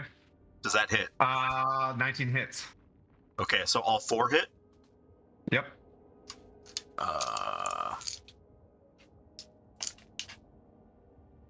And he's out, we'll say, if you want to move the ship, just pull the ship way, like back, this way. Yeah, just slide the ship all the way almost back to the whatever. Okay. Put Manu out near the edge of the canyon. And then those 2 bone devils are bearing down on him. Well, that's in the cannon. Yeah, don't put him in there. Yeah. Okay. So one of them's going to take 19. One of them takes 19. Okay. Yes. And let's see, bonus actions. Do I have any those 2 good bonus actions? No, you can move them to put them in the camera if you want. And then so that's your movement. Yeah. So I'm just. Hey, that's there we go. Cool.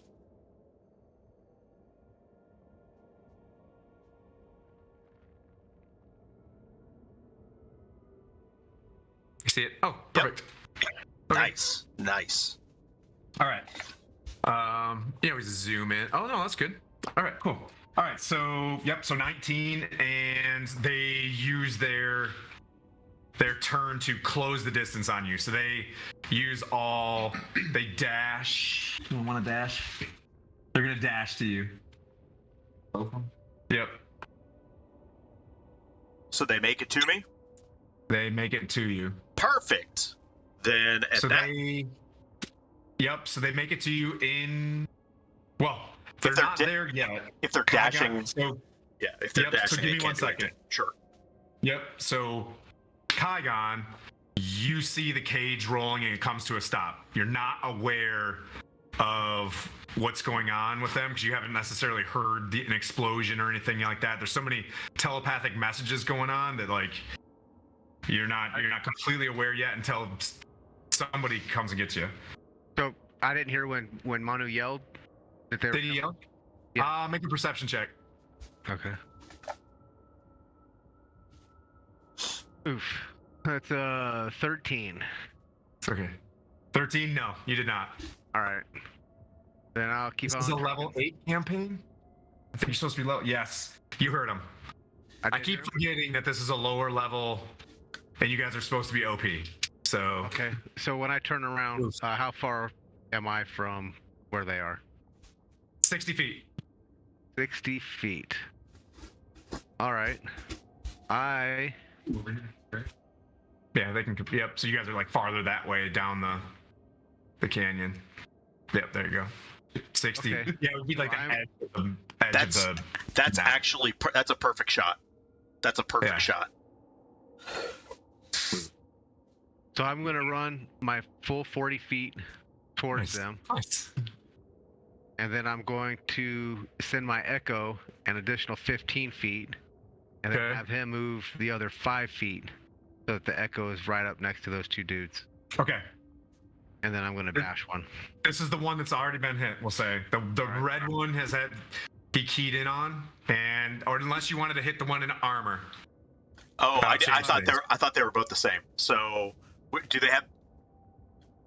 Here's the question. One has armor, the other one does not. I would have gone for the one with the armor.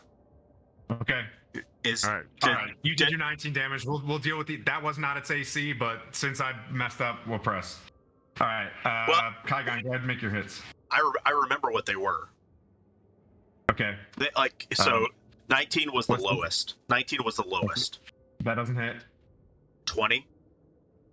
That hits. Okay, so It's just one more. So it's 3. So take it took 15. Okay. Thanks. All right. And Kygon, you're next. The one that's looking bloody and gross. yep. And I'll do my reckless and great weapon master. Okay. Roll that beautiful barbarian damage. Bean footage. Plus 17 is 30. Minus 5, 25 to hit. That's a hit.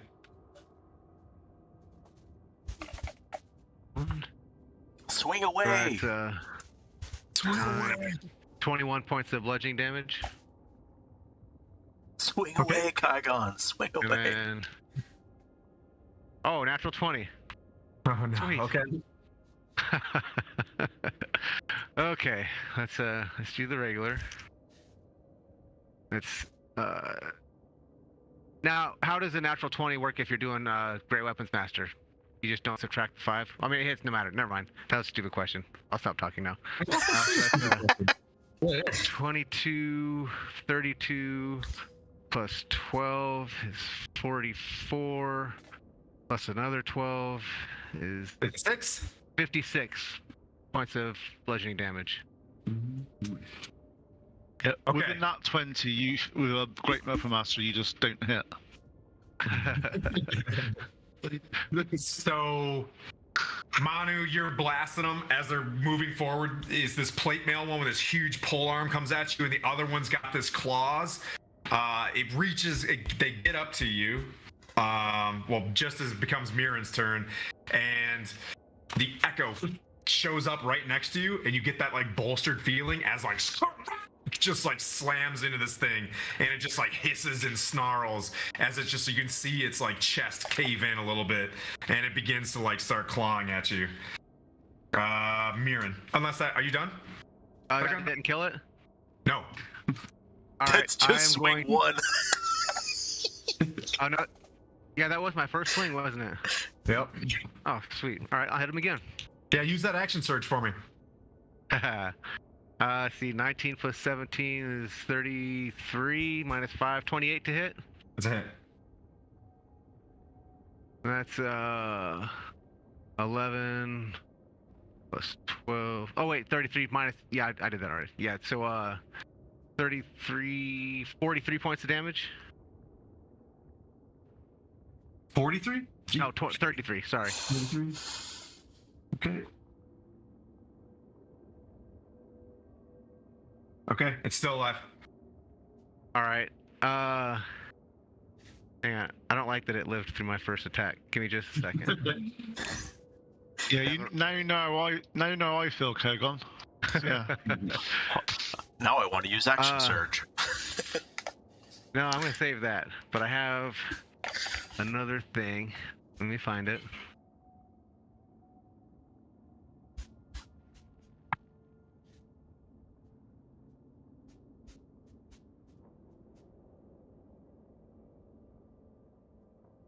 I am going to use the Unleash Incarnation so that the Echo gets an attack also.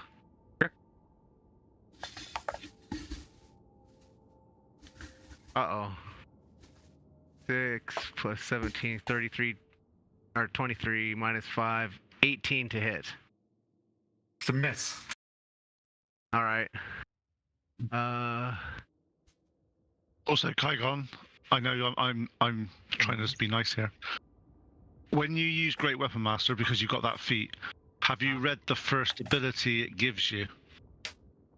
On your turn, when you to 0. No, yeah, on your turn, when you score a critical hit with a melee weapon or a reduced creature to 0, you can make an additional melee attack as a bonus action. You are correct. So yeah, I'll use my bonus action there. Thank you, Pete.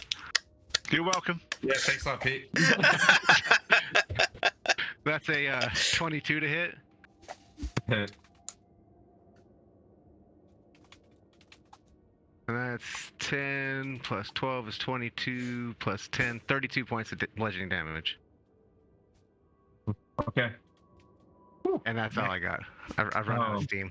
That's all I got. 155 points of damage later. Like, oh, I guess I'm done. It's still alive, but you came in there with your hammer. You're just like smashing his chest, hit it in its stomach, hit it again in its shoulder. So you were wrecking it pretty good. Mirren, you saw him run away from you, shoots an echo out in front of him, and then you see this damage, and you kind of look, and you see roughly 60 feet away from you these like towering boned devils standing above Manu. You can hear from this thing, this monster inside this cage, like, help it. So the cage didn't get opened from that hammer shot. Did not. He's still just in there. Yeah. Covered in ichor. Yeah. Okay. So if his hammer strike didn't break it open, I'm gonna try and we'll see which one do I need. So if it doesn't break it, I'm gonna use a Holy Adventure and try and pry the cage open without handling it. Pry, or do you want to strike the cage? How do you want to? What do you mean? Does it appear to be a gated or a gate door? It looks like that. There is a door on it. Yeah, okay. There is like a door. It would take a dex check to, I guess, to pry. Yeah, you can try. Make a strength. Break a hinge. Yeah. Try to make a strength check. Yeah, yep. I'll break a hinge or attack a hinge with the 19 plus for 23. The hinge pops. There's one more hinge. All right. You consider it an attack. I got 2 attacks. Yeah, you can hit it again. That's fine. Every object has an AC, you know, so that's fine. You can make an attack. All right, so then just make it a strength. Oh no, because you made a strength check to hit it. So it's not an attack then. Okay. But how much damage did you do if that was a hit? Oh, well. That makes sense. Okay. Yeah. Yes. So it's not an undead. It's a single attack. 2d8. Let's barter with you here. Since you're doing the role play thing, I will allow it. 15 plus, let's see.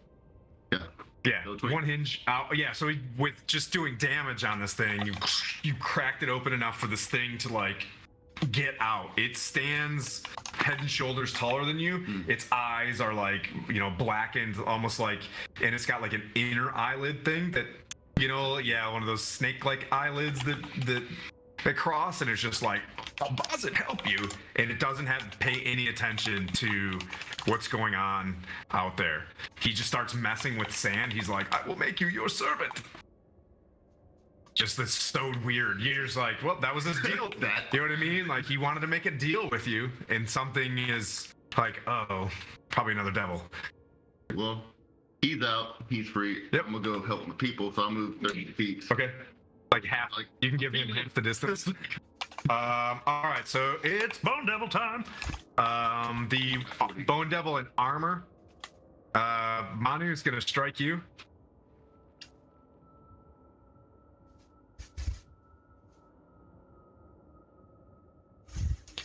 Wait, did they? Hold on a second.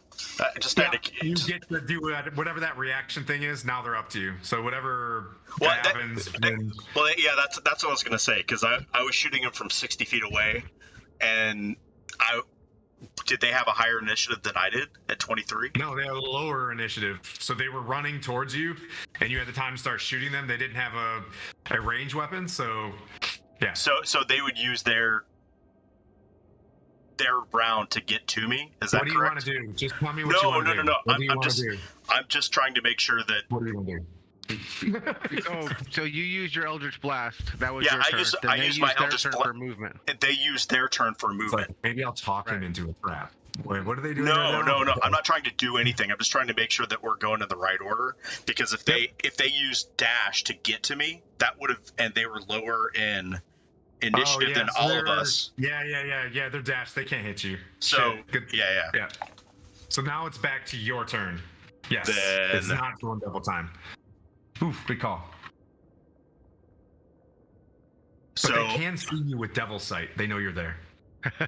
I can see them with devil. Use something on you. I can They're see. like, "She has magic resistance. I can also see them with devil sight. Oh, I see you can see me. Let's see. How do I want to do this? No, fuck it. I'm just gonna rage. Bloop. So they take 4 fire damage. Okay. Maybe. No. Maybe. I don't know. Yeah, no. No, they do not. They do full fire. They're like, I too have Devil Sight and fire immunity. Dash action. And then a 33 to hit on the armored one. Yep, that hits. And Just met. this is gonna be Crap, Manu. Or crap, Kygon. This is why you're like, well, can I have the intelligence-based Blood Hunter not be? Can I just roll a die 50? 22. 22 slashing. Yes. Is he dead? No. He's still not dead? He's hitting the red one, the bloody one. You're hitting the one with armor. You did only 15 damage on the one with armor, who's on the left. Oh, I thought he was hitting the bone guy. Or the armored guy. Nope.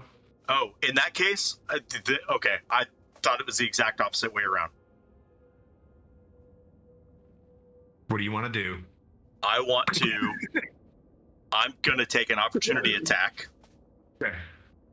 Opportunity attack. And I'm going to run towards the river Styx, jump out over it, and shoot Eldritch Blast at the Bone Devil guy. Jumping in the river. And dump him in the river. And then I'm gonna misty step back onto the shore. Okay. This isn't the river? The river Styx? No, that's the pit of Shumoth to your left. I thought we were damming the river into the pit. Okay, yeah. You guys are off on the tributary? Okay. So it's about like a 1-foot hop to get across that tributary.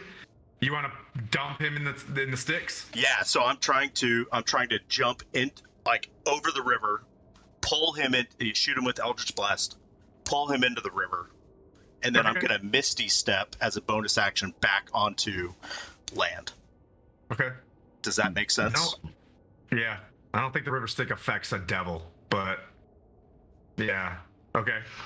He might fall into the pit. He might fall into the creek. Are you next to the pit of Shumoth or are you next to the creek? Well, I guess so. Jesus Christ. No, I'm trying to understand. It's like we're at the river Styx. We're trying to dam the river Styx, right? Yep. So let me describe this to you. There's a big, thick river that's probably like 30, 40 feet wide. It's got a small tributary, like a creek, coming off from it that's pouring into this big crack in the ground, like a canyon. That's like kind of got a tiny waterfall. That space of the tributary is probably like 40 feet from the river Styx to the pit of Shumoth.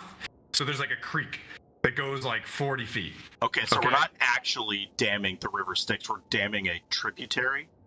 That's correct. Okay, that changes everything. So I'll do back to what I was doing before. So, yeah, unfortunately, guys, it looks like you're standing next to the river Styx because I was saying or to the Jesus Christ. So it looks like you guys are standing next to the pit of Shumoth because that tiny creek is moving up to it. I didn't have like a tiny creek, so just assume sure. 1 foot creek. That's I heard dam the river Styx, and I figured we were literally damming the river Styx. I thought we were damming the big river at the pit of Shumoth. Yeah. Okay. So back to what I was doing before. So my bad. Totally fine. So that was there you go. 19 slashing on the first swing. Okay. Does a 22 hit? Yes. 23 slashing damage. And then 4 fire as I rage. Okay. So yeah, there was like this confusion moment. The screen went to like rainbow color because there was a technical difficulty with the battle, and then we popped back up. Now everybody can see the tributary there, and you're battling with the Bone Devil in armor. You're using Uza. Yes. Yeah, you're just smacking it and stabbing it back as you guys are clinking against each other's pole arms and do a lot of damage. Bam! Let's see, Kygon. I'm gonna go back to work on that red one. Okay. With I just got another crit. I hate you. That's not even fair. I have 19 crits this campaign. Yeah. Look. Wait. We need to do the Kygon, have you heard of the glass test with lots and lots of salt in it? Have you heard of that test? No. Okay, you can see if your dice is balanced by you basically put a load of water in, chuck a load of salt in so it's completely and utterly sort of like saturated. Chuck your dice in and roll it, and you'll see what number it comes up more often than not, and you can see if your dice are. It's a common. No kidding. That actually works. Is this how you pick which dice you're going to use? Because you roll more crits than anybody. I have metal dice. No. It's because my other half makes these little jars with glitter and stuff in them, and you shake them, and it's like a magic 8-ball type thing. And we went through a load of dice, and it was like, oh my, because one literally comes up 17 about 80% of the time. Really? And it's a known thing. It's actually one of the things that it's one of the reasons why a lot of the dice that aren't clear, like the proper clear dice, you can see if there's defects in them, and the ones that aren't, you can't. So it's actually the defects can actually alter the weight and how the dice roll. Do you see, viewers? I want viewers. If you are learning things at Stronghold Gaming, there you go. So I have 4 D20s that I use, and after every turn I shuffle them, and then I hide them where I can't see them because I have one that's my favorite, but I try not to use it on purpose. And then I just pick 2 when I do my rolls. So I keep it as random as I can possibly keep it. I reckon he rolls all 4 and just picks the one he wants. That's what I should do. I've got 4 sitting here for my 4 Eldritch Blasts.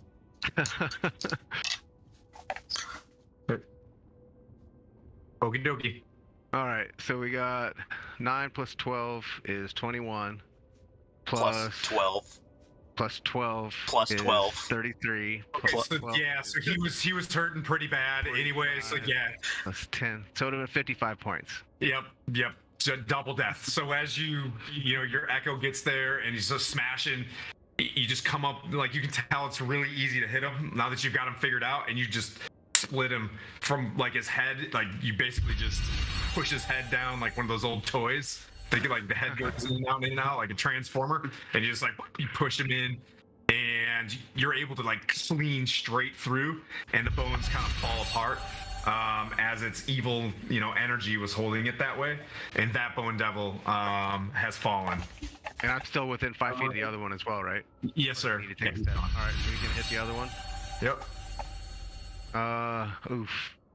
That's not good. That's 4 plus 17, 21 minus 5, 16 to hit. Okay. That does not hit. Yep. And then I'll use my bonus action that came with the Great Weapons Master. Okay. That's not gonna hit either. Oh, What? Kygon doesn't hit? Oh my Yeah. god. Damn it. Dice. It doesn't work. I should have rolled all 4 of them like Connor said.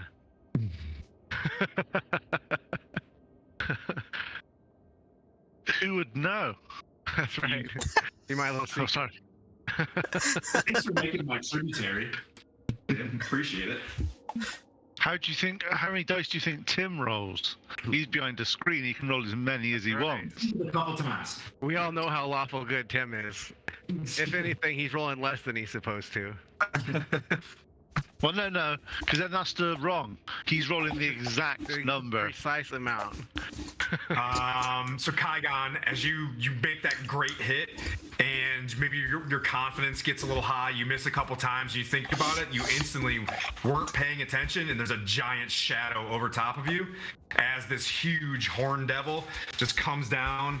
The devil makes 3 attacks, 2 with its fork and 1 with its tail. All right. So it's gonna jab its fork at you twice. I know that one's a miss because I know that does an 18 hit, No, but does a 24 hit. it does.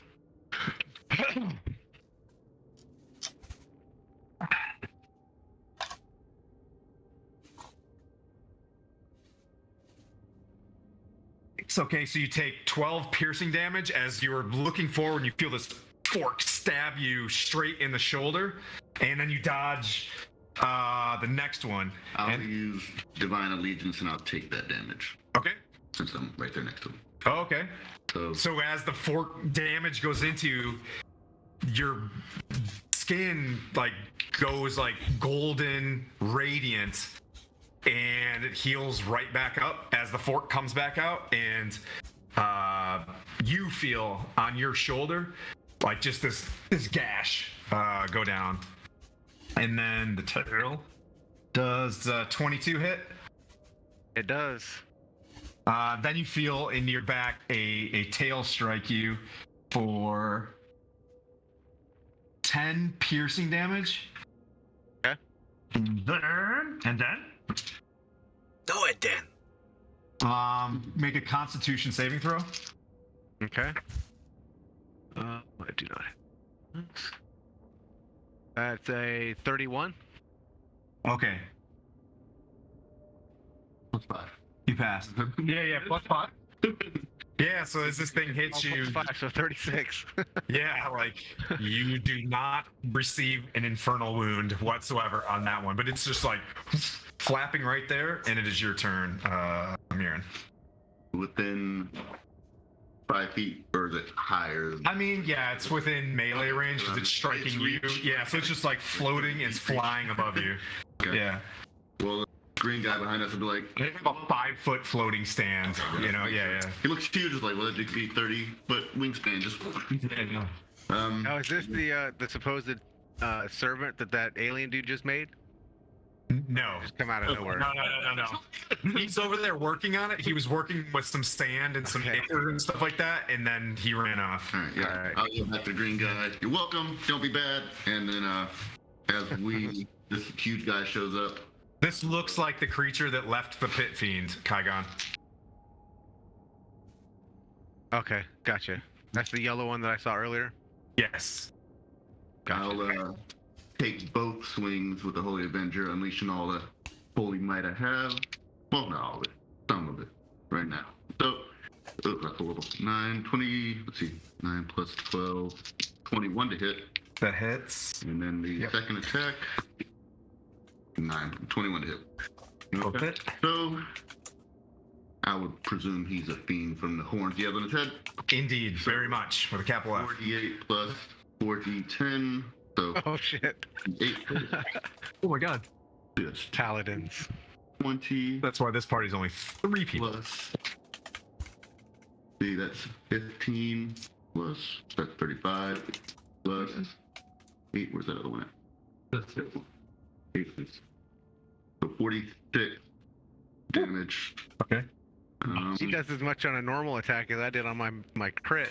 Is that one hit? No, that's That's two. both That was both. Okay, yeah. And, yeah. Was that smite too? Nice. No, just improved divine smite, which hits when I hit. Okay. I didn't add that on there.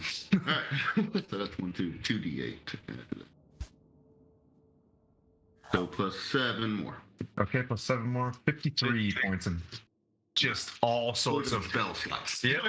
That's 2 with that 2 strikes. Mhm. So you're just like you just like hit it just like straight in its like in its chest, and the damage you can see is like glowing in him, and he's none too keen to this as it shifts its eyes to you. Let's see. I have a question. Sir. Imagine if somebody on our next campaign played an elf paladin. How would Tim react? Paladin. Mute. Yeah. Okay. Is that complete your clear? Do you want to do some more? So that he does a 10 or. I think you would love it. I'm gonna go ahead and, as a bonus action, cast Champion Challenge. Which is he needs to do a Wisdom saving throw of 8. Nat 20. All right, remember? Yeah. He can now leave within 30 feet. Yeah. You hear just like, oh no, you don't only one, as he's gonna smash this down into you. All right, the Bone Devil finally gets its first turn. As it's gonna try to hit 2 attacks. Well, it's hooked. It's gonna try to hit you with its hooked pole arm, Manu, for a 23 to hit. It hits. Ooh, I get to roll die 12s. Fun. Oh, wait. How do you get to with a pole arm? Yeah. How is a pole arm a D12? 2d12s. Because he's a DM. Leave him alone. That's ridiculous. He's huge. It's actually 2d12s, but yeah. Holy crap. It's a gigantic Bone Devil's pole arm It's just like, holy cow. Yeah. So it's 2d12 plus 4, so 19 piercing. And then make a 19 divided by 2 is 9. Okay.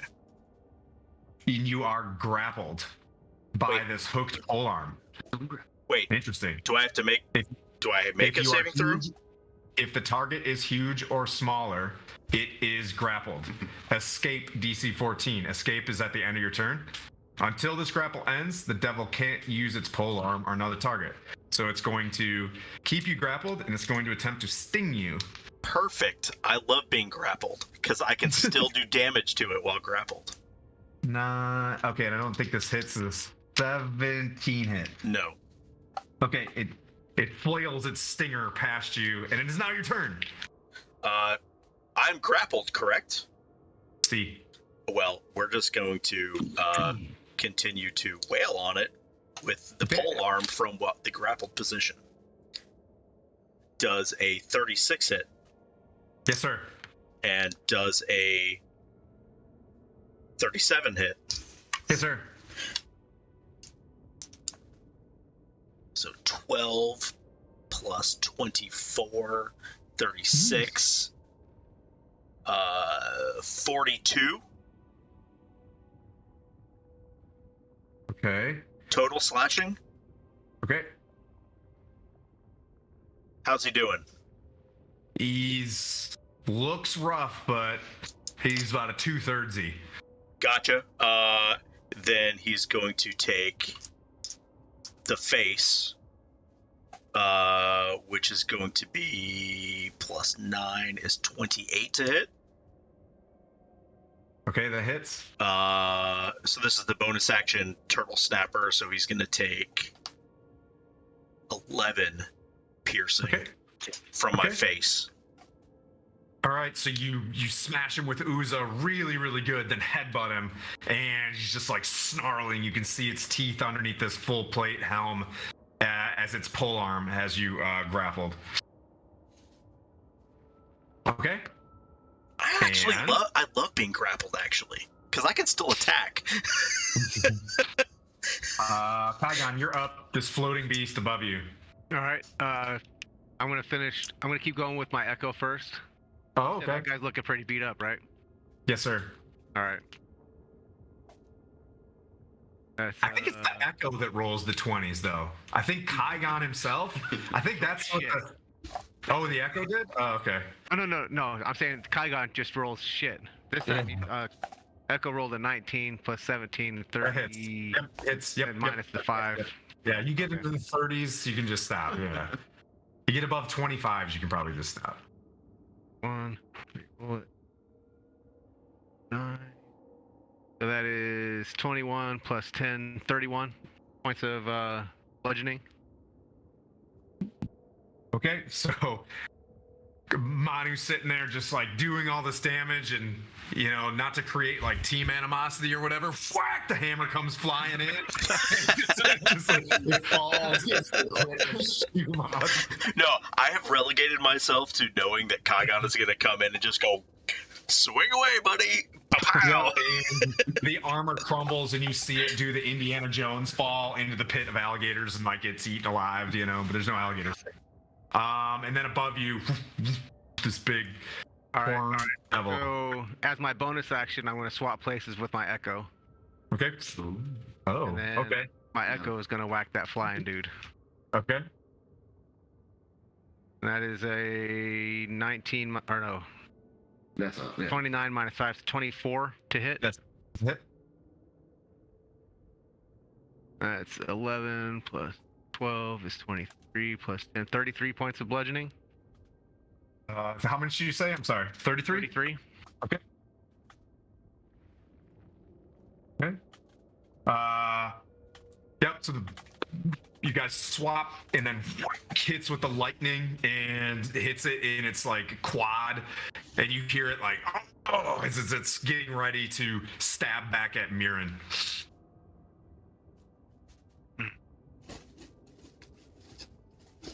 Is that it? Oh yeah, that's all I can do. Oh. As it goes for, as I telegraphed this at the dude with the high AC. Whoops. All right, so let's try. That was your fault. Does a 27 hit? No. All right. It's 2 24s though. Yeah, that's both it. Okay. So one fork misses you. Its next fork comes down. Oh, come on, die 10s. Where? Oh wait, no, it's not a die 10. It's 2 die 8. Ah. 9 piercing, and then it's 6. Yep, and then its tail comes, swings around for an additional 12 piercing. And a con save. Look at the con. All right, so 23. Okay. Pass. As you can, it wants to give you that infernal wound, but you're just, you know, you're stealing yourself, and it doesn't. Just too holy. He's holy, literally, and also, but figuratively, due to the wounds. Mirren, you're up. After getting hit pretty, it's going to significantly. It's going to climb an additional 20 feet. So it is now 30 feet above you. The Echo takes his attack of opportunity. Okay. When it leaves the melee. Okay. Not great weapons master. Okay. And that is a 20. No range. What's 17 plus 9? 26 to hit. And then figured out. Yep. Go ahead. 26 hits. 26 hits. 6 plus 6 is 12 plus 12 is 24 points of damage, and its mobility is 0.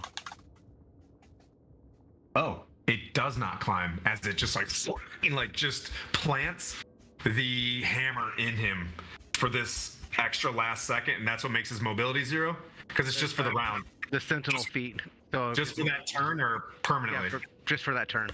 Okay, so the hammer sticks in him, holds him in place for you to make your attack.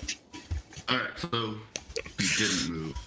So that's still prompt an opportunity since he tried to move. Does he fall out of the sky if his mobility is 0? You get a reaction and that. Type. Cool.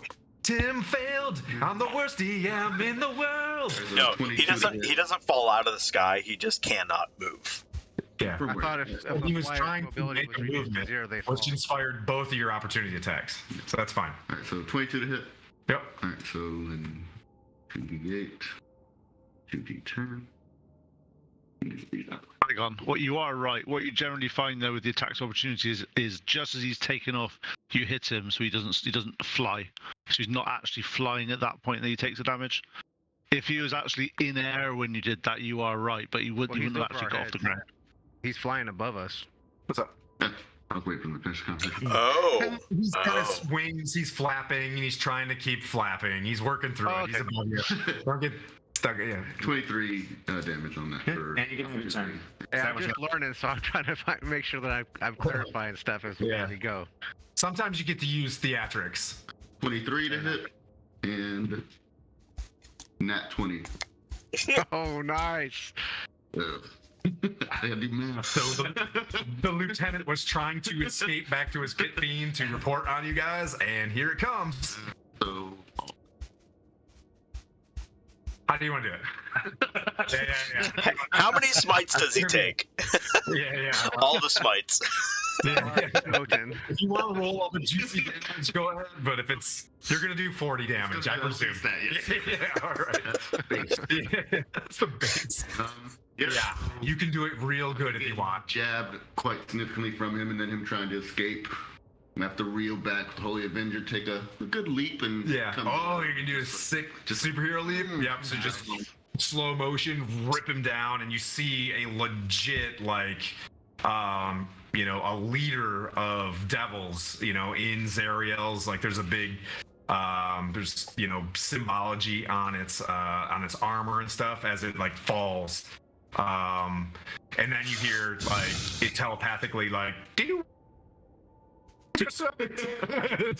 through your head, and then you hear boom as the shatter sticks collapse, and you see the imp walking back to the ship. That all kind of culminates into one thing, and you see the imp fly up into the ship, and what the creature disappears, and you see what's called a homunculus, and we can look that up. It's just a tiny figure of you, just kind of walks up there's a little tiny creature of you. We'll look up what a homunculus is. Yet your crew is plussed up yet again. Just have a little creature that is yours. I love that the tanks have a bunch of ridiculously small creatures along with them right now. Yeah, we got all these little minions. Twinkies with one eye. The imp beckons you guys to return back to Mephistopheles, and he's like, "Come!" Is there a way for us to roll the cage over to the anchor and just pull it up with the anchor? You want to take the cage with you? The dude's in it, right? No, he's out. He got out Release. during your fight, and you wouldn't know this either. During the fight, Mirren broke him out. Oh, And okay. He's gone, and he got he was like, "I'll give you a little servant if you get me out." Gotcha. I thought the cage. Sorry, I thought it was still closed. No, it's okay. Gotcha. Yeah. Then feet back to the ship and return to blast Mirren. back to blast back to the Okay. Where the hell were we going? So Back to the mirror. Yeah. Party. The elves are in the next session are heading to the elves at all are heading towards the grave of Uldrak, and you guys are heading back to Mephistopheles to report back that you damned the sticks. No, because you want to receive your boon, right? Yes. Receive the boon. That's why you want to go back. Well, receive the boon and also And get the find out information how to what's release his name? Ufalax or Uvalax from his Uvalax. Okay. his Yep. thing. Yep. So you guys begin pressing back, but that's where we're at our 4 hours and 5 minutes. So that's where we'll pick it up next time. And well, thanks everybody. Thanks. That was a lot of crits. That was a ton It's of hard 'cause, crits. You do the math to try to make an encounter deadly, you know, and it really depends. But if you smoke them, like it's yeah. Damage was done. If you want, in the trip back to Mephistopheles, you level up because of this and can take a short rest because of that fight. And I think hang on, Kygon. I have to check. Kygon at 16 right now. That Connor can take a level. Oh, thanks. What are you, 17 or 18, Connor? 17. We should all be 17. That's the thing. Yeah, I think we're trying. Let's see. Must find. I got 17 on a short rest. Yep. Nice. Sweet. And you leveled, so you're what now? 14. 14. Everybody, so all the people trying to capture, so you're at 6. Be at 17. You're at 17. And then Valanthe is 16. I'm at 16, right? And you are 14. Okay. Yep. So now, Valanthe, you're the brakes are on for you. You're leveling up into like a normie now. Okay, since you've moved up, so it won't be like, oh, well, I just got in a battle, you know, like we're so. Yeah. It's okay, man.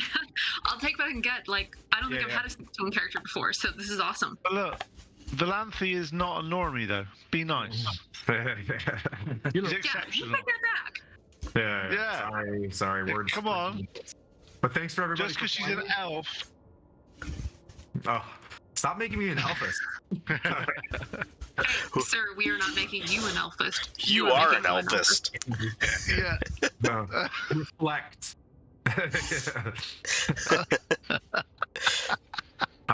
So yeah, thanks everybody for watching. Homunculus. Yeah, I gotta look that up real quick. I think it's just a mini you. What do you? We'll just. Representation of a human. Yeah. So there's a little paladin running around. It's like. Like, you can't understand it. It's just high-pitched Mirren running around. It's about the size of a gnome, we'll say. Thanks everybody. We'll try to kick this off again next weekend as these guys move together. And I think we'll go and then we take a break for the Super Bowl and then we'll come back. So we got about 2 more sessions and we'll take a much-needed break. Okay, guys? What? I don't. It's the Super Bowl. Who might? You don't observe? So, Pete, unfortunately in the U.S., a lot of people care about the Super Bowl. Yeah. It's the only sports I watch. I love going in completely blind and be like, who's playing? All right. I'm like, I don't care. If it's not Tottenham, I don't care. Oof. Tim, I will rip the flag off of my base house and bring it and like wave it if we go. Yeah. Oof. Well, thank you everybody for watching. Bengals gonna be in the Super Bowl? Is that a possibility? I mean, they played in the Super Bowl last year, which is the first time in 31 years. I want you to know. Boomer Esiason? I can't even remember. Is Boomer still Boomer playing? Esiason and Icky Woods. Who are they? Icky Shuffle. The Icky Shuffle. Hang on 2 seconds. Hang on. What the hell are you guys talking about? Exactly. So, That's exactly. If you're gonna take like a little egg handball, it's like this big, and we carry it like a baby, and run it down the field. A small rugby ball. Rugby with less, like more pads. Sounds like Johnny less Wilson. hitting, less fun. Yeah. Less manly. It's like if rugby and basketball had a baby. So is American football? You're saying is American football less manly than rugby? Absolutely. Yes, it's definitely less manly than rugby. Do you want to know why they call it all football though?